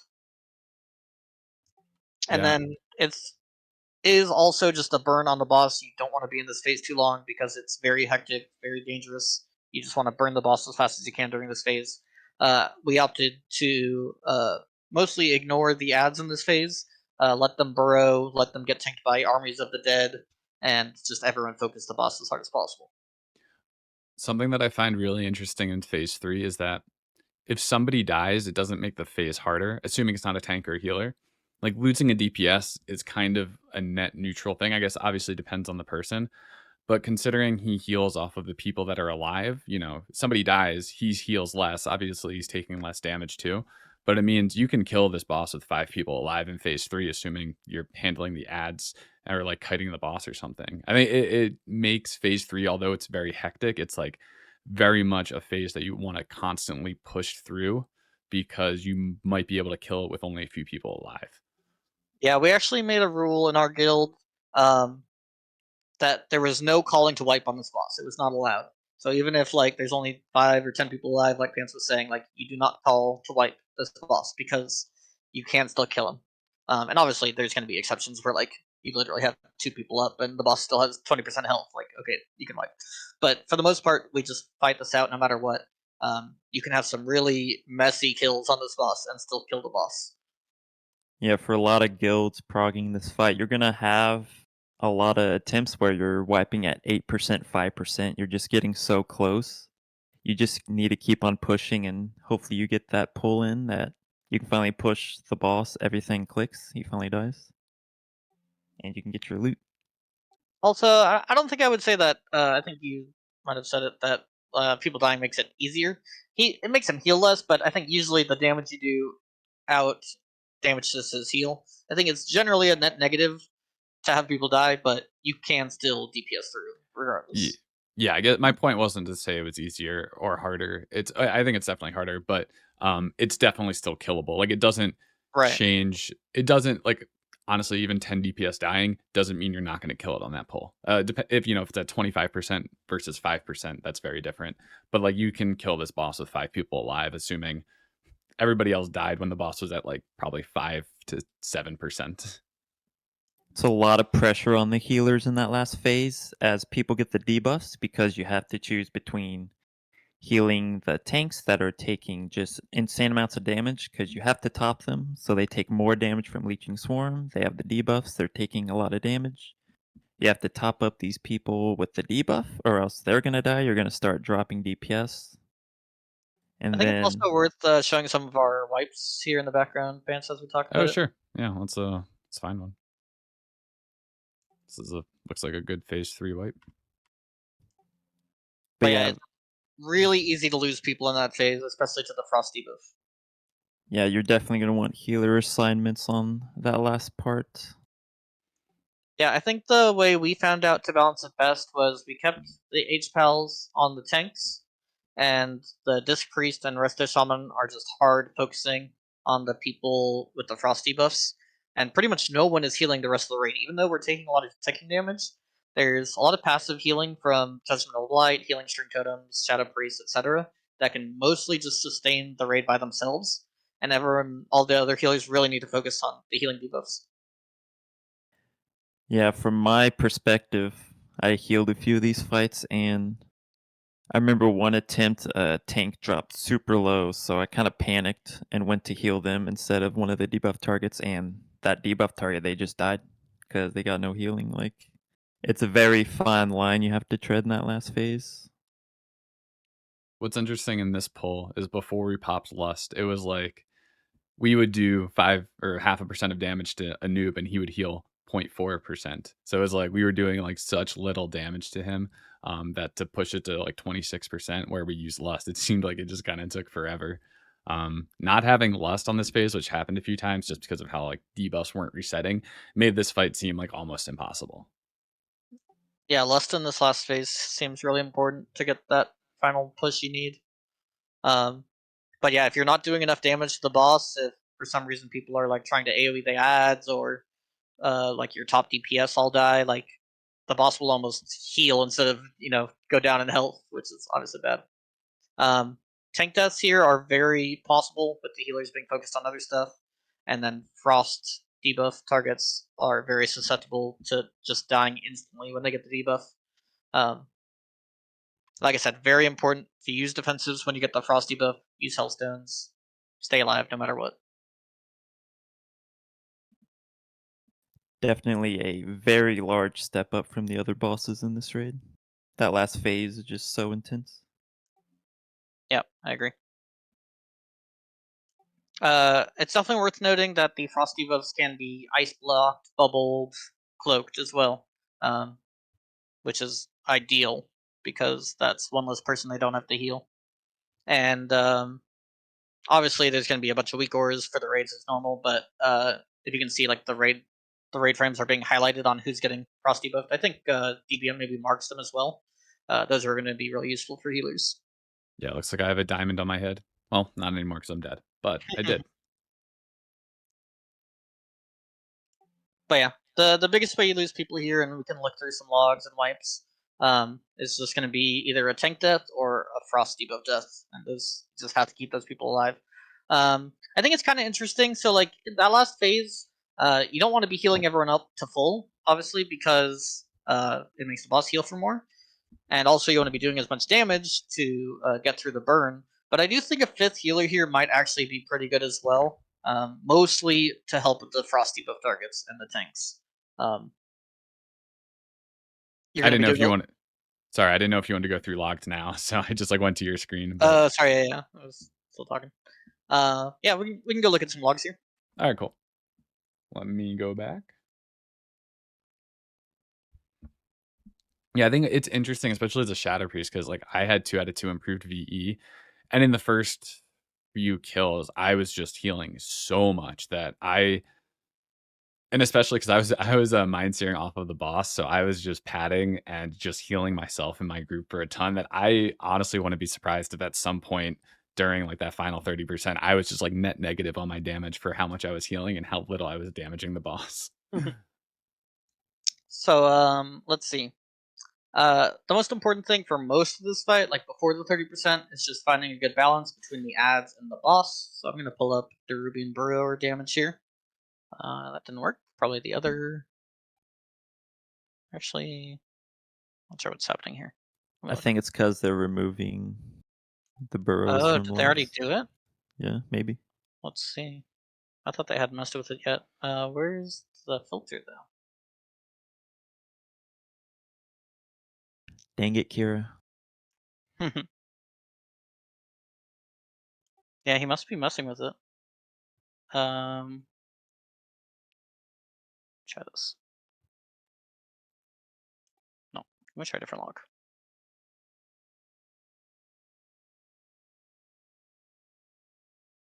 Okay, weird. It's just our log that's messed up, I think.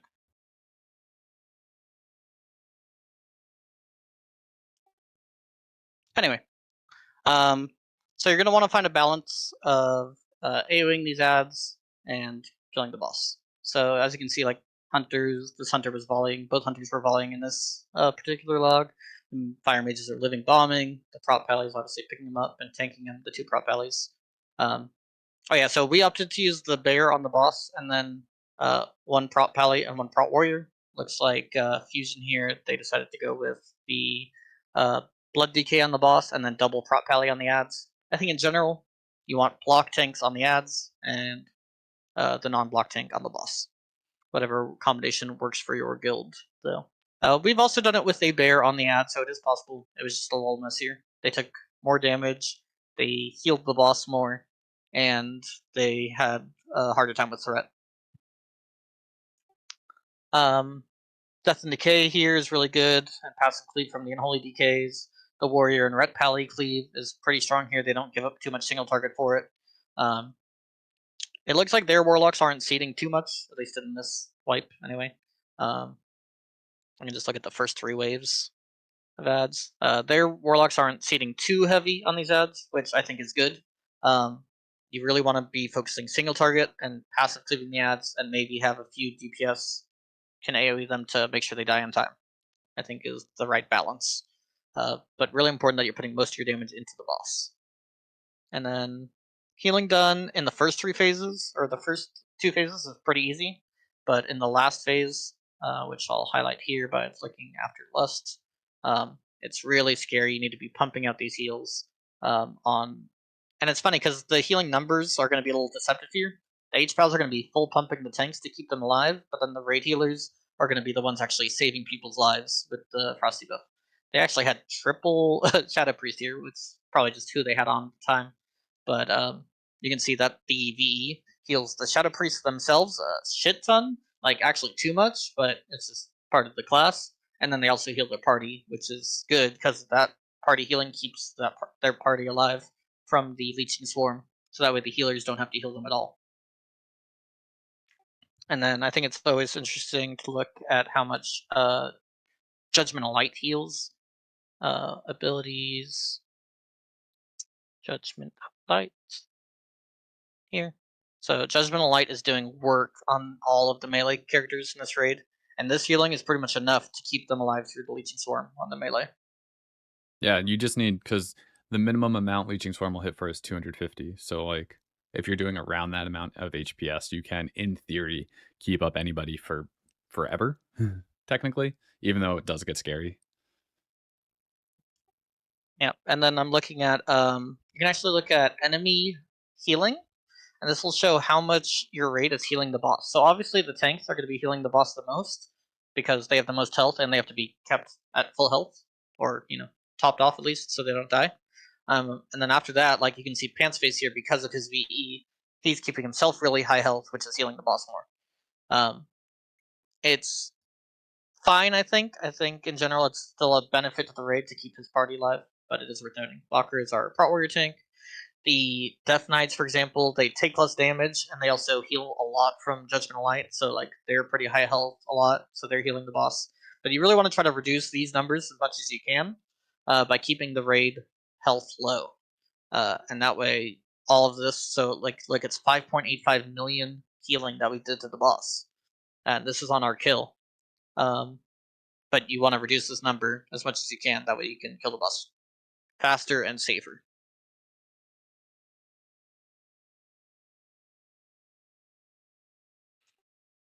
And then, yeah, like I said, for some reason I can't click on this Nerubian Burrower, but you can kind of look at their breakdown and see how much damage they're doing. I think at this point in our kills, the Warlock's proceeding pretty hard. So you can see they're doing a lot of damage to these Nerubian Burrowers. I've also, like I said, I've been talking with Warcraft Logs a lot.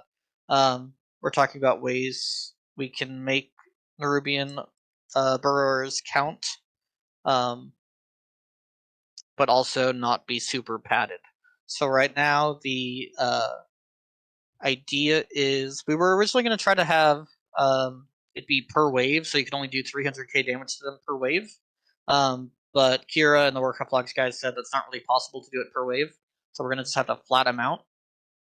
Most people are getting 3 waves of ads, which I'll show you here. Friendly, damage done to the burrowers. Actually, where was it? I saw it better on one of these other ones.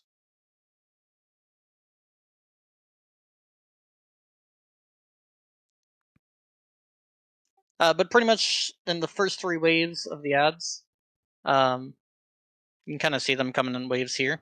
So like these, this would be the first wave, then the second wave, then the third wave of ads.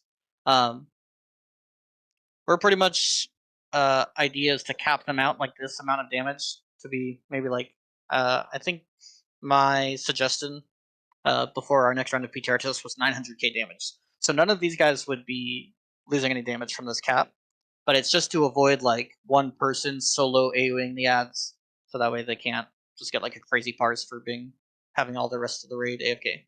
So this is kind of like some minute like Warcraft Logs min-maxing, but I know a lot of our guildies like to min-max their parses and stuff, especially later in the tier. So I think it's important that we want to have this AoE damage to the ads count for now, but just be capped out so you can't pad on it too much. What do you think about that, Pants? I love it because I think right now, especially in Ulduar, you can not even just like the people whose raids AFK and they have a solo person who just AoEs the trash, but like if you want to parse on Yogg, for instance, you just like as a Shadow Priest, you mind sear the ads and you do a little bit of damage to Yogg, but you don't care about that damage at all. Now, by doing that, you're hurting the raid because you're not doing as much damage to the boss that you should. So like I really hate the fact that parsing right now is basically doing anything that's pretty much detrimental to what your raid is trying to accomplish in that fight. So no, I love the idea of capping it. And I think there was also a suggestion to make phase 3 Nerubian Burrowers not count whatsoever. I think that might be a little bit harsh because I like it's still important to kill some. But I think as you get further into the phase 3 turns more into a burn and less of a like survival phase. So I think it makes sense for the end of the tier. I think in the beginning though, you're gonna have to kill ads. So it's just gonna kind of feel bad if you're the person who is AoEing at that point. Yeah, definitely. And I mean, looking at a few of these logs, it looks like the highest is like capping out around 600k. So like none of these people are going to be hit by this damage cap at all. But the number is still totally up for discussion. If you guys want to give your input, you can go to the Warcraft Log Discord. There's like a Trial of the Crusader channel that we've been talking about a lot, all the different parse rules and what mobs should count, what mobs shouldn't count. And Kira said he ideally would rather start the caps off either no caps or start them off high and then lower them as the tier goes down if we need to. Yeah, I agree with that. I think you first see what people are doing so you can understand the baseline of what makes sense. And then from there, you can adjust once people start taking advantage of it. Yeah, it's a good change overall, I'd say, for woodcutting log site. Yeah, just damage cap in general seems like a good balance between letting some of the damage count and it not being able to go like super cringe parsing strategies where like only one person does damage. And it's an adjustable number, so you can always move it down or up if you need to. Now, my only worry about that fight is let's take Assassination Rogue, for example. You can see here this Assassination Rogue Squirrely. I think he actually just made a video on how to parse Assassination Rogue. And he was mentioning Blade Flurry. So there's a Blade Flurry spec you can go as Assassination to get more cleave damage out. On the fight like a noob, you really don't want to do this. It is mostly just for pad. Like, you should have enough AoE between the rest of these guys, and you really want the Assassination Rogue to be like full single targeting into the boss for the most part. But my worry is that if there's a high cap of 900k or something, the only way for this Assassination Rogue to parse will be to go with that Blade Flurry spec and do a lot more damage to the ads because they're not going to hit the cap anyway with their Blade Flurry. So pretty much the problem is different specs do different amounts of AoE, right? So finding one number to fit all specs might be pretty hard. Right. And the other thing is later in the phase, like we saw with Yogg 0 ads, is that they might just become completely irrelevant and you just hard focus the boss, everything single target, and you just ignore the ads and they just get passive cleaved. But in that case, we can just remove them later, hopefully, and hopefully Warcraft Logs can do that if that becomes the case. But right now, I think these ads are still pretty relevant. You do want to be AoEing them and killing them before the next wave of ads comes out. And yeah, sorry. It's going to be very reliant on your comp, on your comp, on how many different warlocks you have, and who's seeding, who's not, how many DKs you have cleaving the ads, etc., etc. Yeah, I was gonna say this might be a terrible idea, but would it? And this would kind of ruin like interclass comparisons on the fight. But could you have like class specific damage caps? Like right now, if you do like a normal mode of a boss and you parse like whatever 100 might be for that normal mode, you get capped at like 50%. But for a demo lock, it might be 70%. And for an affliction lock, it might be 60%. So I know that they've had ideas of like class specific limitations before, but would it, because this would fundamentally alter the DPS that you're doing in the fight, which might not be fair if you're comparing like again a hunter to an assassination rogue, where the cap on the assassination rogue is like 150k, so that people aren't blade flurrying like crazy, whereas the hunter has volley, which is a pretty normal part of doing damage like in that clump of AoE. Yeah, I think unfortunately they said it's not a viable strategy for them to do that, which is unfortunate. Mm-hmm. I understand. I don't think it'd be a particularly good one, but yeah, if comparing across classes didn't matter so much. Yeah. Anyway, this could bring us into just talking about class balance in general, though. Might be fun. What classes you think are doing really good in here? What classes are doing bad? What the comp should be like, etc.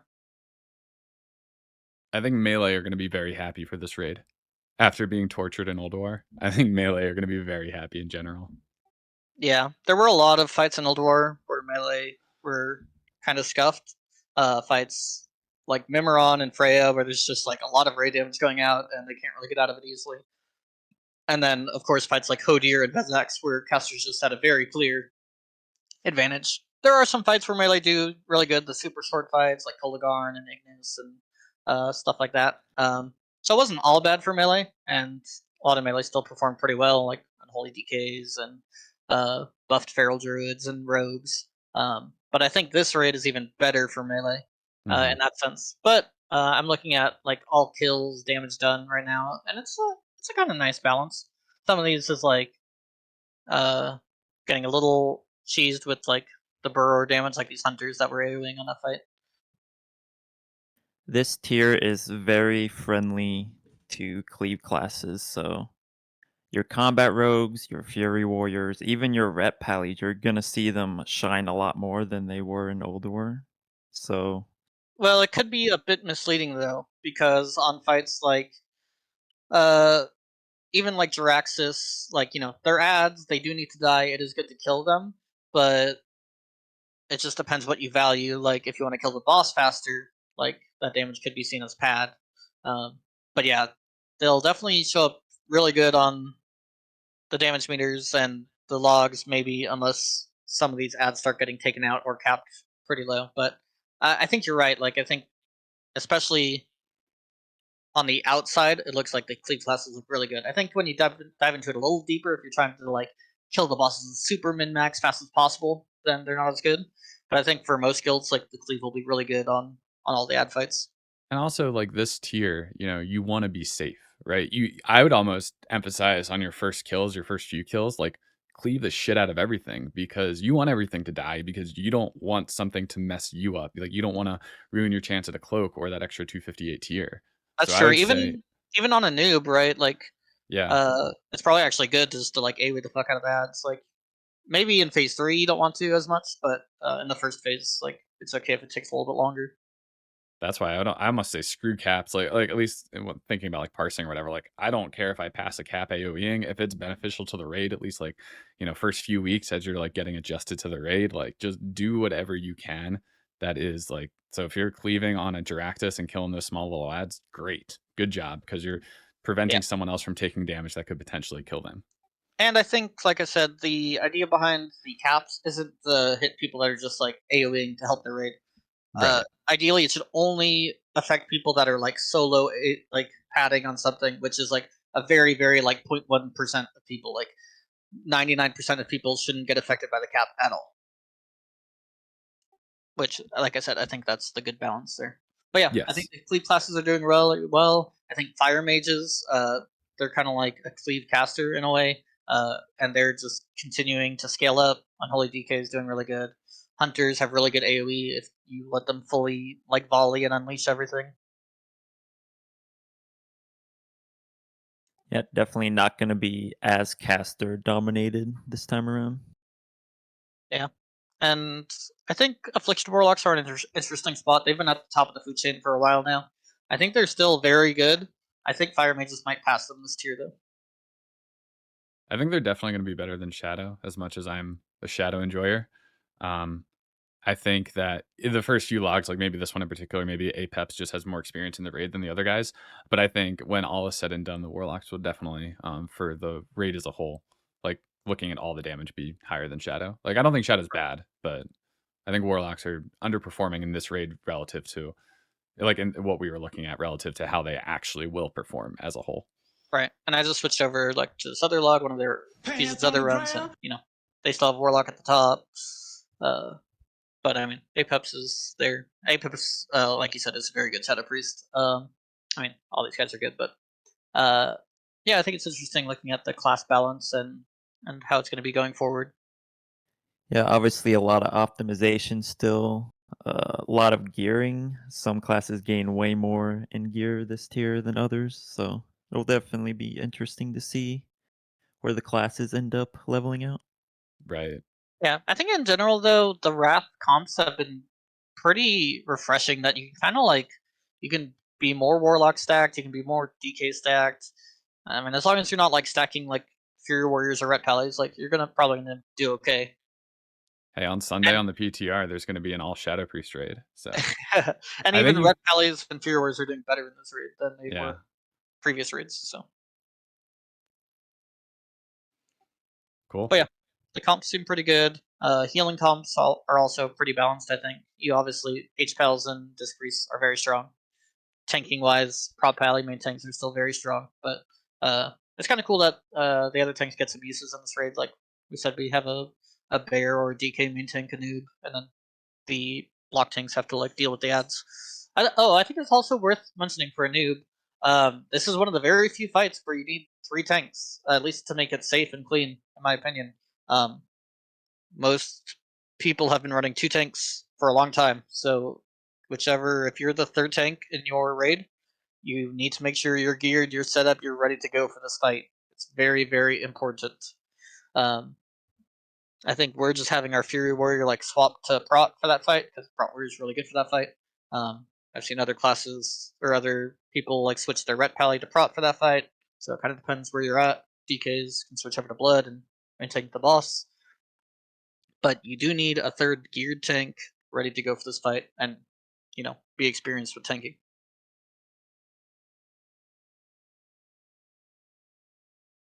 Agreed. Anything else that we want to touch on here? Or do we want to kind of shift over to loot? Because I think that's a hot topic in this raid. Oh yeah, we can talk about loot. I think in general we try to look at all of the strategies and fights first, and then we can think about loot after. But it is. Oh sure, I didn't know if we had any more to talk about here. That's all. No. I'm agreeing with you. I think it's a good time to switch over. Trying to think the best way to show the loot. Maybe you can go in game and show Atlas loot. That's kind of what I was thinking too. Yeah. Give me a second. This tier has very impactful loot in the sense that we're starting to get pieces that will last the rest of the game for some of these classes. Yeah. So definitely something to look forward to. I think Unholy Death Knights use their tier the rest of the game. Do they really? Yeah. Yeah, the set bonus is really strong for them. Death's Verdict is a huge trinket. So is Rain. Those trinkets could well last these DPS classes the rest of the game. It'll be hard to get some of these ICC trinkets. And this, the cloaks, of course, is an obvious one, but they are absolutely insane. Yeah, I don't think they're BIS, but they're so close to BIS game that it's going to be, once you start getting those cloaks, you want to make sure they're allocated very well. Yeah, they're 272 item level, and the highest out of ICC is 278. So it's very close. And then this tier has a very unique way of getting tier pieces that we can talk about as well. That'll pretty much change some of the way you do some of these loot decisions, I think. Right. Yeah, with the tribute chest. Do we want to start with talking about like any specific items and like how it differs from gearing in Ulduar, or do we want to hop straight into tribute chests and how that works? Yeah, I think we can go look at some individual items first. Death's Demise and Reign of the Undying seem like the biggest ones. Who drops Death's Demise? Twin Valks, I believe. Twin Valks. Oh yeah, of course it doesn't. It's not highlighted for my character. It's not a priest trinket. So yeah, this is pretty much the premier melee trinket. All of the items in this raid have 2 names because there's a Horde version and Alliance version. Same exact stats, just a different cosmetic look. Yep. But yeah, this is pretty much a strength or agility proc with just a flat attack power on it.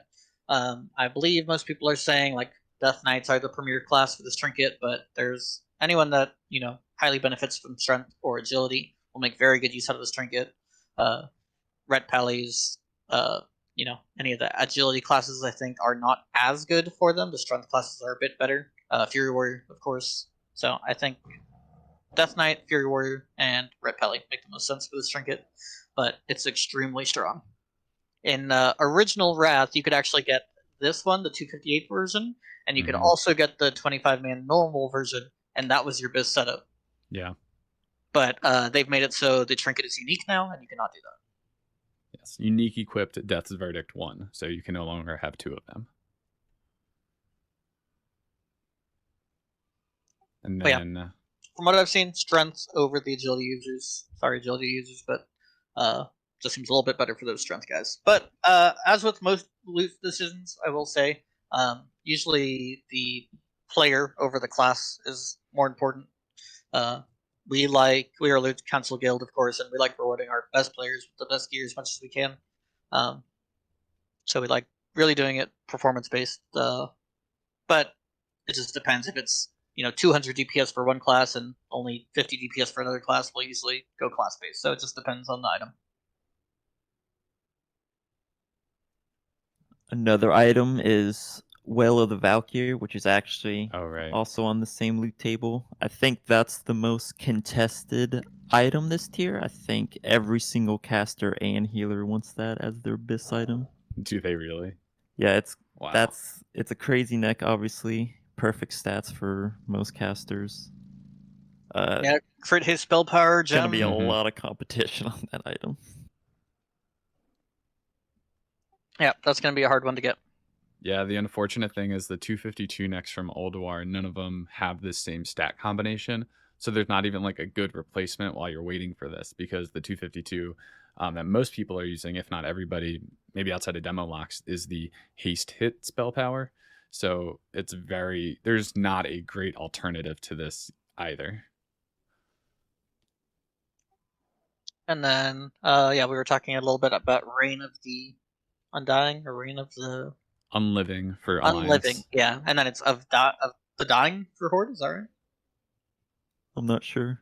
Something like that. Bunch of alliance groups here. Yeah. Let's see. HT, you want to talk about this trinket? Yeah, pretty good trinket. I believe it's BIS for It's enhanced Fire on Mage, fire, right? yeah. Fire Mage, Shadow Priest, Boomkin, and Enhanced Shaman, Ellie Shaman. It's actually, people have been memeing in the Shaman Discord, but it actually seems to gain quite a lot of damage for the Enhanced Shaman, so it's definitely not troll to give to them, even though it's like seen as a caster item. But yeah, obviously a very big item. It's another item that some casters might be using till the end of the game, because some of those ICC trinkets are going to be insanely hard to get. I think it is nice that it at least separates the Affliction Warlocks out for this trinket, and Shadow Priests too, I'm guessing? Shadow wants it. Shadow wants it. Oh, okay. You still want it even though it's non-periodic? Affliction? Mindflay counts as direct damage, so it actually procs fairly often. Okay. Affliction seems to still want to use scale. Demo technically wants this in like a personal DPS set. But not the normal support Yeah, demos. in a support set that a lot of demos are running. It's not as high value. Do they want 2 proc trinkets for like that enhanced spell power? Yeah, it's Flare and Dying Curse, I believe, is the 2 big ones for them. Got it. Still using Dying Curse, it's a little bit of a feels bad. Mm-hmm. But yeah, if you want to support the raid. But yeah, obviously a big trinket, just like Death's Verdict. Yep, and then we're not going to go over every item, but there's a lot of good items from these first 4 or 5 bosses. But Right. The most interesting thing to talk about, in my opinion, is the tribute chest and the tier. So let's take a look at that. Mm-hmm. So the tribute chest is dependent on how many attempts you have left, like we've been talking about this whole raid. Between 1 and 24 attempts, you get 2 extra tier tokens. Between 25 and 44 attempts, you get an extra weapon drop. 45 and 49 attempts, you get 2 more tokens. And then 50 attempts, you get the cloak. And you start at 50. So you Right. have 50. So if you wipe once, you do not get one of these beautiful 272 item level cloaks. Yeah, I think the awkward part about these cloaks is there's one for every kind of class. So there's an agi one, there's a strength one, a tank one, and then there's 2 caster ones. One of them is more with spirit and is more probably focused for the healers, but casters kind of want it too anyway. But the awkward part here is going to be this tank trinket. Obviously, you only have 2 to 3 tanks in your raid max, and as far as we know, it has the same drop rate as all the other cloaks. So you will not want to be seeing this cloak. This will be the bad drop. in essence. Obviously, it's good for your tanks, but you just don't want to see that many of them. And then I'd probably say the good caster cloak is the most contested one, since there's a lot of casters and they all want it. Whereas, Yeah, the crit haste one. yeah. And then the Agi and Strand the cloak, they're contested by the people that want them, but there's a few less of them, but still very good items and highly contested between everyone that wants them. So yeah, cloaks are obviously good. I think every guild is going to be going for safe strats. Get those 50 attempts. Make sure you're not risking it. If you really want to like min-max parses and speed kills and stuff later on, maybe go for it once you're more comfortable, more safe, more geared. Yeah, and then there's a similar. Oh, sorry. Were you gonna keep going? Yeah, I was just gonna say something real quick. I think you mentioned it earlier, but like speedrunning in general is gonna be very interesting this year because I don't think people will speedrun. I think it'll be more about like trying to speed kill the bosses, maybe. But really, you'll have to see what the community decides on what they want to do, and the top guilds like Noda and Progress that usually speedrun, we'll see what they want to do. Funny enough, our guild, we're actually in the middle of the tier. After progression, we go for speed kills. So that's kind of what we already do already, but maybe that'll become the meta, and we'll be competing with the top of the line. Well, it's interesting, right? Because you have this balance between what's safe versus what's fast. And if you're not doing enough split, like, I think there's also speculation that this phase is going to be shorter than other ones because I think Blizzard knows there's not a ton of hype around this raid. And like ICC is obviously like the crown jewel of this expansion. So if this phase is shorter, then that's less time to gear. And if you're not doing enough splits to get everybody their cloaks, it's like, do you even risk speed killing because of not being able to get like your core 25 who are going into ICC, their cloaks and their tier potentially if you have a few wipes in a raid? It's a pretty similar phase to TBC phase 1. And people didn't really care till the very last weeks for speed killing, so we'll probably see something pretty similar here. People just want to get their cloaks, and then as soon as they have all their cloaks, maybe there's a week or two left before ICC, they start trying to push some speed kills.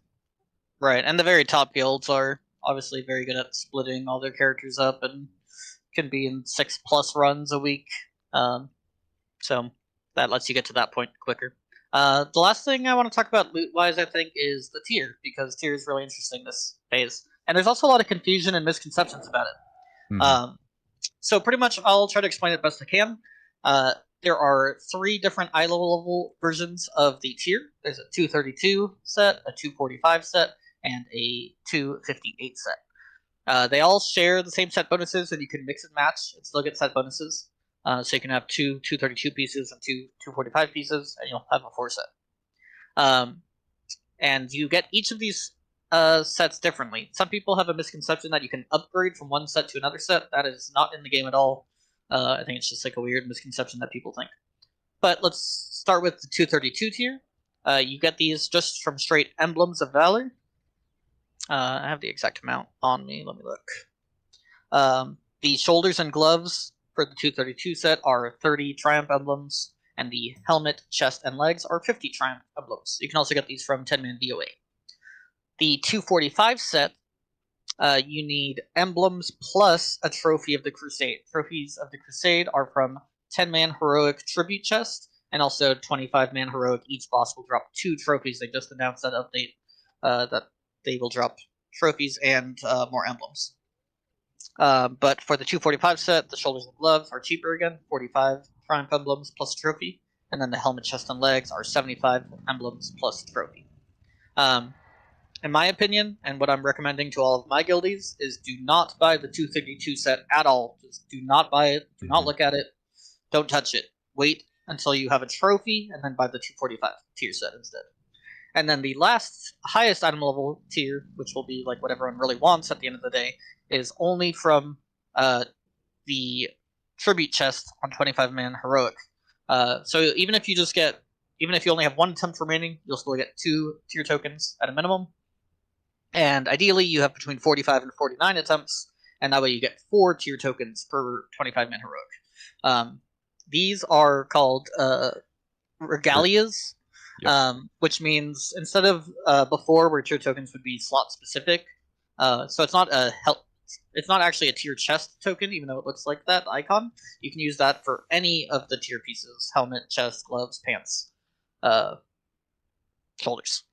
I know what we're recommending for our guild is we're going to be using these regalias on helmet, pants, and legs, or helmet, pants, and chest, because those are the more expensive emblem pieces. So we're going to be giving those out first, and then once most people have those, then we can start spreading them out more. But yeah, these are going to be pretty highly coveted. 258 tier. Some people don't want to use the 232 tier or 245 tier because it's not strong enough. I think Pants Shadow Priest is something like that, right? You only want the tier if you get the 258 tier. So these are going to be pretty highly coveted and really important to distribute correctly. Yeah, right now it's better to use 2-piece tier 8 and 2-piece tier 9 if they're 258 than it is to have 4-piece tier 9 if 2 of those pieces are 258 and 2 of them are 245.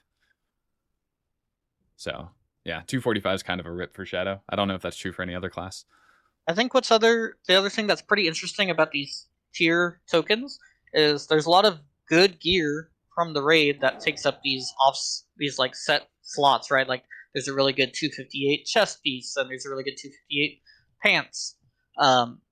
So you need to make sure you know which your off pieces, and kind of maybe let your loot council and guild leaders know what that is as well. That way they can decide, okay, we're not going to give warlocks the tier chest piece because we know they want to get the 258 offset chest piece. Well, I think every caster wants Pharaoh's gloves still, but that might not be true. But I think most do. I don't think that's true, is it? No, it's not. Oh, is it not? No. This tier is actually extremely forgiving. So there's a hit chest that locks and mages wants. There is Pharaoh's gloves, which Shadow Priest wants. The off-piece Boomkins want are these leather legs that are crit haste. They're really good. But this tier is very forgiving, at least for casters from what I've seen. You can mix and match a different set piece and different set pieces that are less contested. So for example, on my mage, I looked up the offset piece were the legs instead of the chest to see how much damage I lost, and it was only 50 DPS, and no one wants these legs in Abyss setup. So if you have the opportunity to get a really good 258 piece for your class, I would go ahead and go for it and just kind of get what tier you can.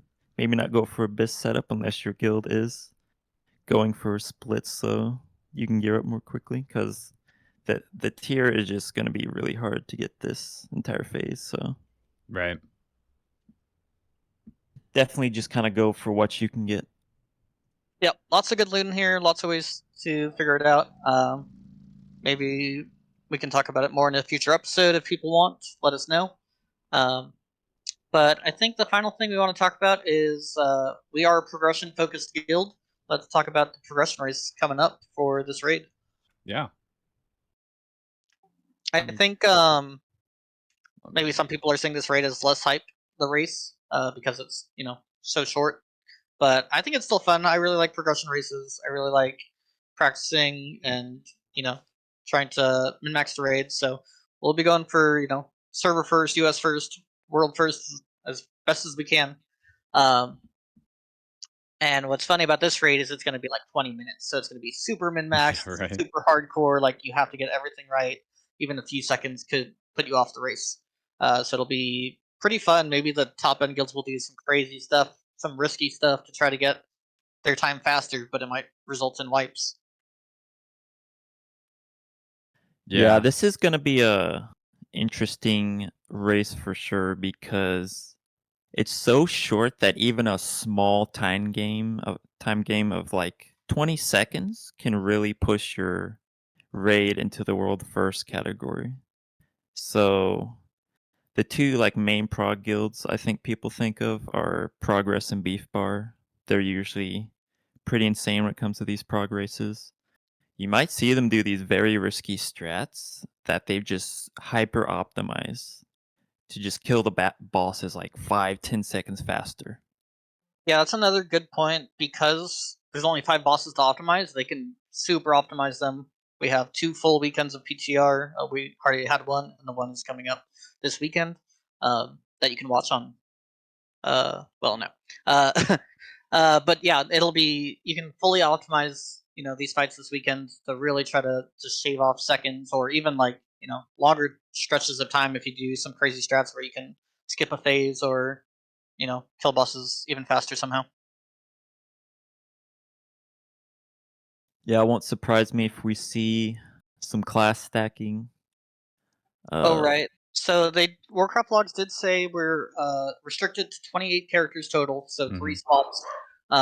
But that doesn't mean you still can't class stack. So maybe DKs are obviously very good at quick fights. Maybe some guild will bring in 15 DKs. I think they use like 10 for Nax. Beef Bar did back in tier 7. So maybe someone will have some crazy strats cooked up. Yeah, it'll be interesting. And like the interesting thing about like Old War is like you were constantly pushing because there's trashing to clear. You need to get to the next boss. Like here, there's tons of RP in between bosses, so swapping characters is literally costs you nothing whatsoever. So even though it's only 3 swaps, it's like you can do them very easily. So if you have that optimized, it's huge. It's a huge gain for you. Yeah, and I think that is why they restricted it because of the RP, because it's so easy to swap. So if there were swaps restricted, you would have to like literally have like let's say you have a core of 5 warlocks, you would have to swap all of them out so that way you could get infernals back, which would have been extremely toxic, of course. Another nice thing about this race is there's going to be just completely varying strategies on a lot of these bosses. Like in Old War, everyone got to IC. They did the same thing. They waited for a rune to push so they can get Steelbreaker down. Everyone did Mimron, pretty similar. They lusted phase 2 because it was dangerous.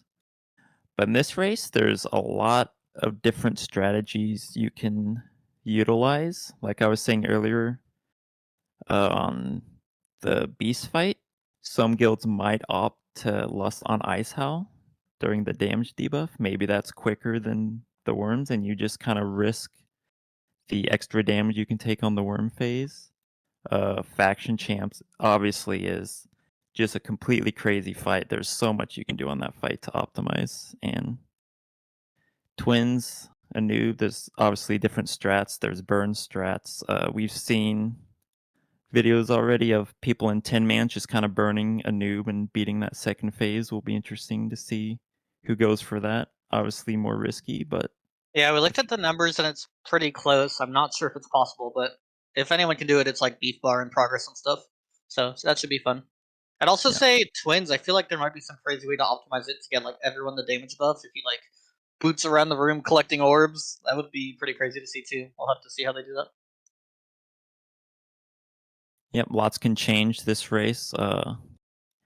And there can definitely be some pretty crazy clips. If you die once on this race, you wipe. It's pretty much over for you. So that's gonna be some good content potentially. We'll have to see. Yeah.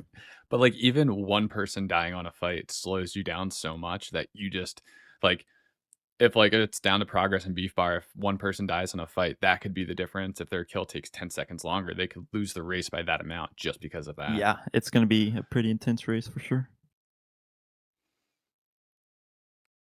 Yeah, really interesting because this is kind of a race where even like a guild who hasn't been in like the top 10 conversation before really could take it if they just have like really clean fights. They just perfect their strategies because I feel like the min maxing is just what happens during the fights.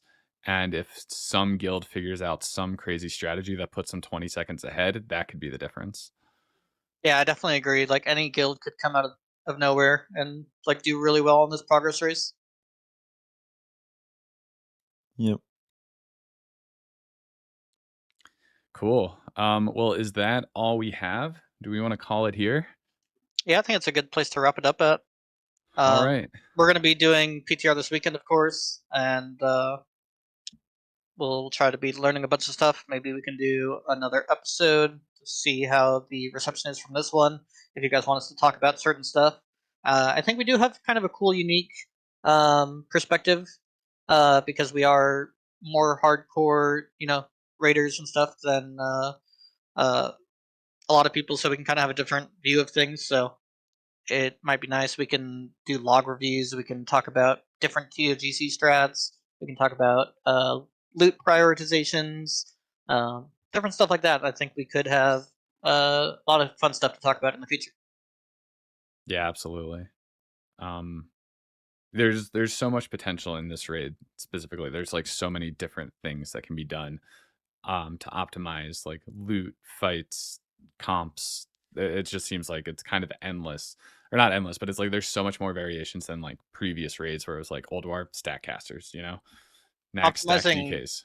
splits for us too, as well, of course, and GDKPs. Yeah, it's going to be a lot of raiding. That's rude. Well, is it though? Because if the raid takes 30 minutes, I mean, how much Yeah, raiding it's actually really less is that? raiding, which is funny. Well, people are still going to want to go back and do Old War 2, so Yeah, I wonder but if it's they'll an change optional thing. anything. I got to get my Val in here. Yeah, we It's don't coming. know for sure if it's going to be nerfed or anything. They haven't said, so we'll just have to wait and see. Maybe it'll be on this PTR coming up. That would be interesting. All right, but yeah, I think that's it for us. All right, we'll wrap it up. This will get posted to YouTube probably tomorrow at some point. So you can feel free to catch it there. There's a VOD of it as well. So yeah, that's it. That's all we got for you. Thanks for hanging out, everybody. Thanks for watching. Thanks for having me on, guys. Yep. Thanks, Yeah. everyone. And remember, Thanks, it's Pants Face Gaming on YouTube. Yes, it is. All right, well, thanks, everyone. Take care. And that's all. All right, GG's. See ya. GG's.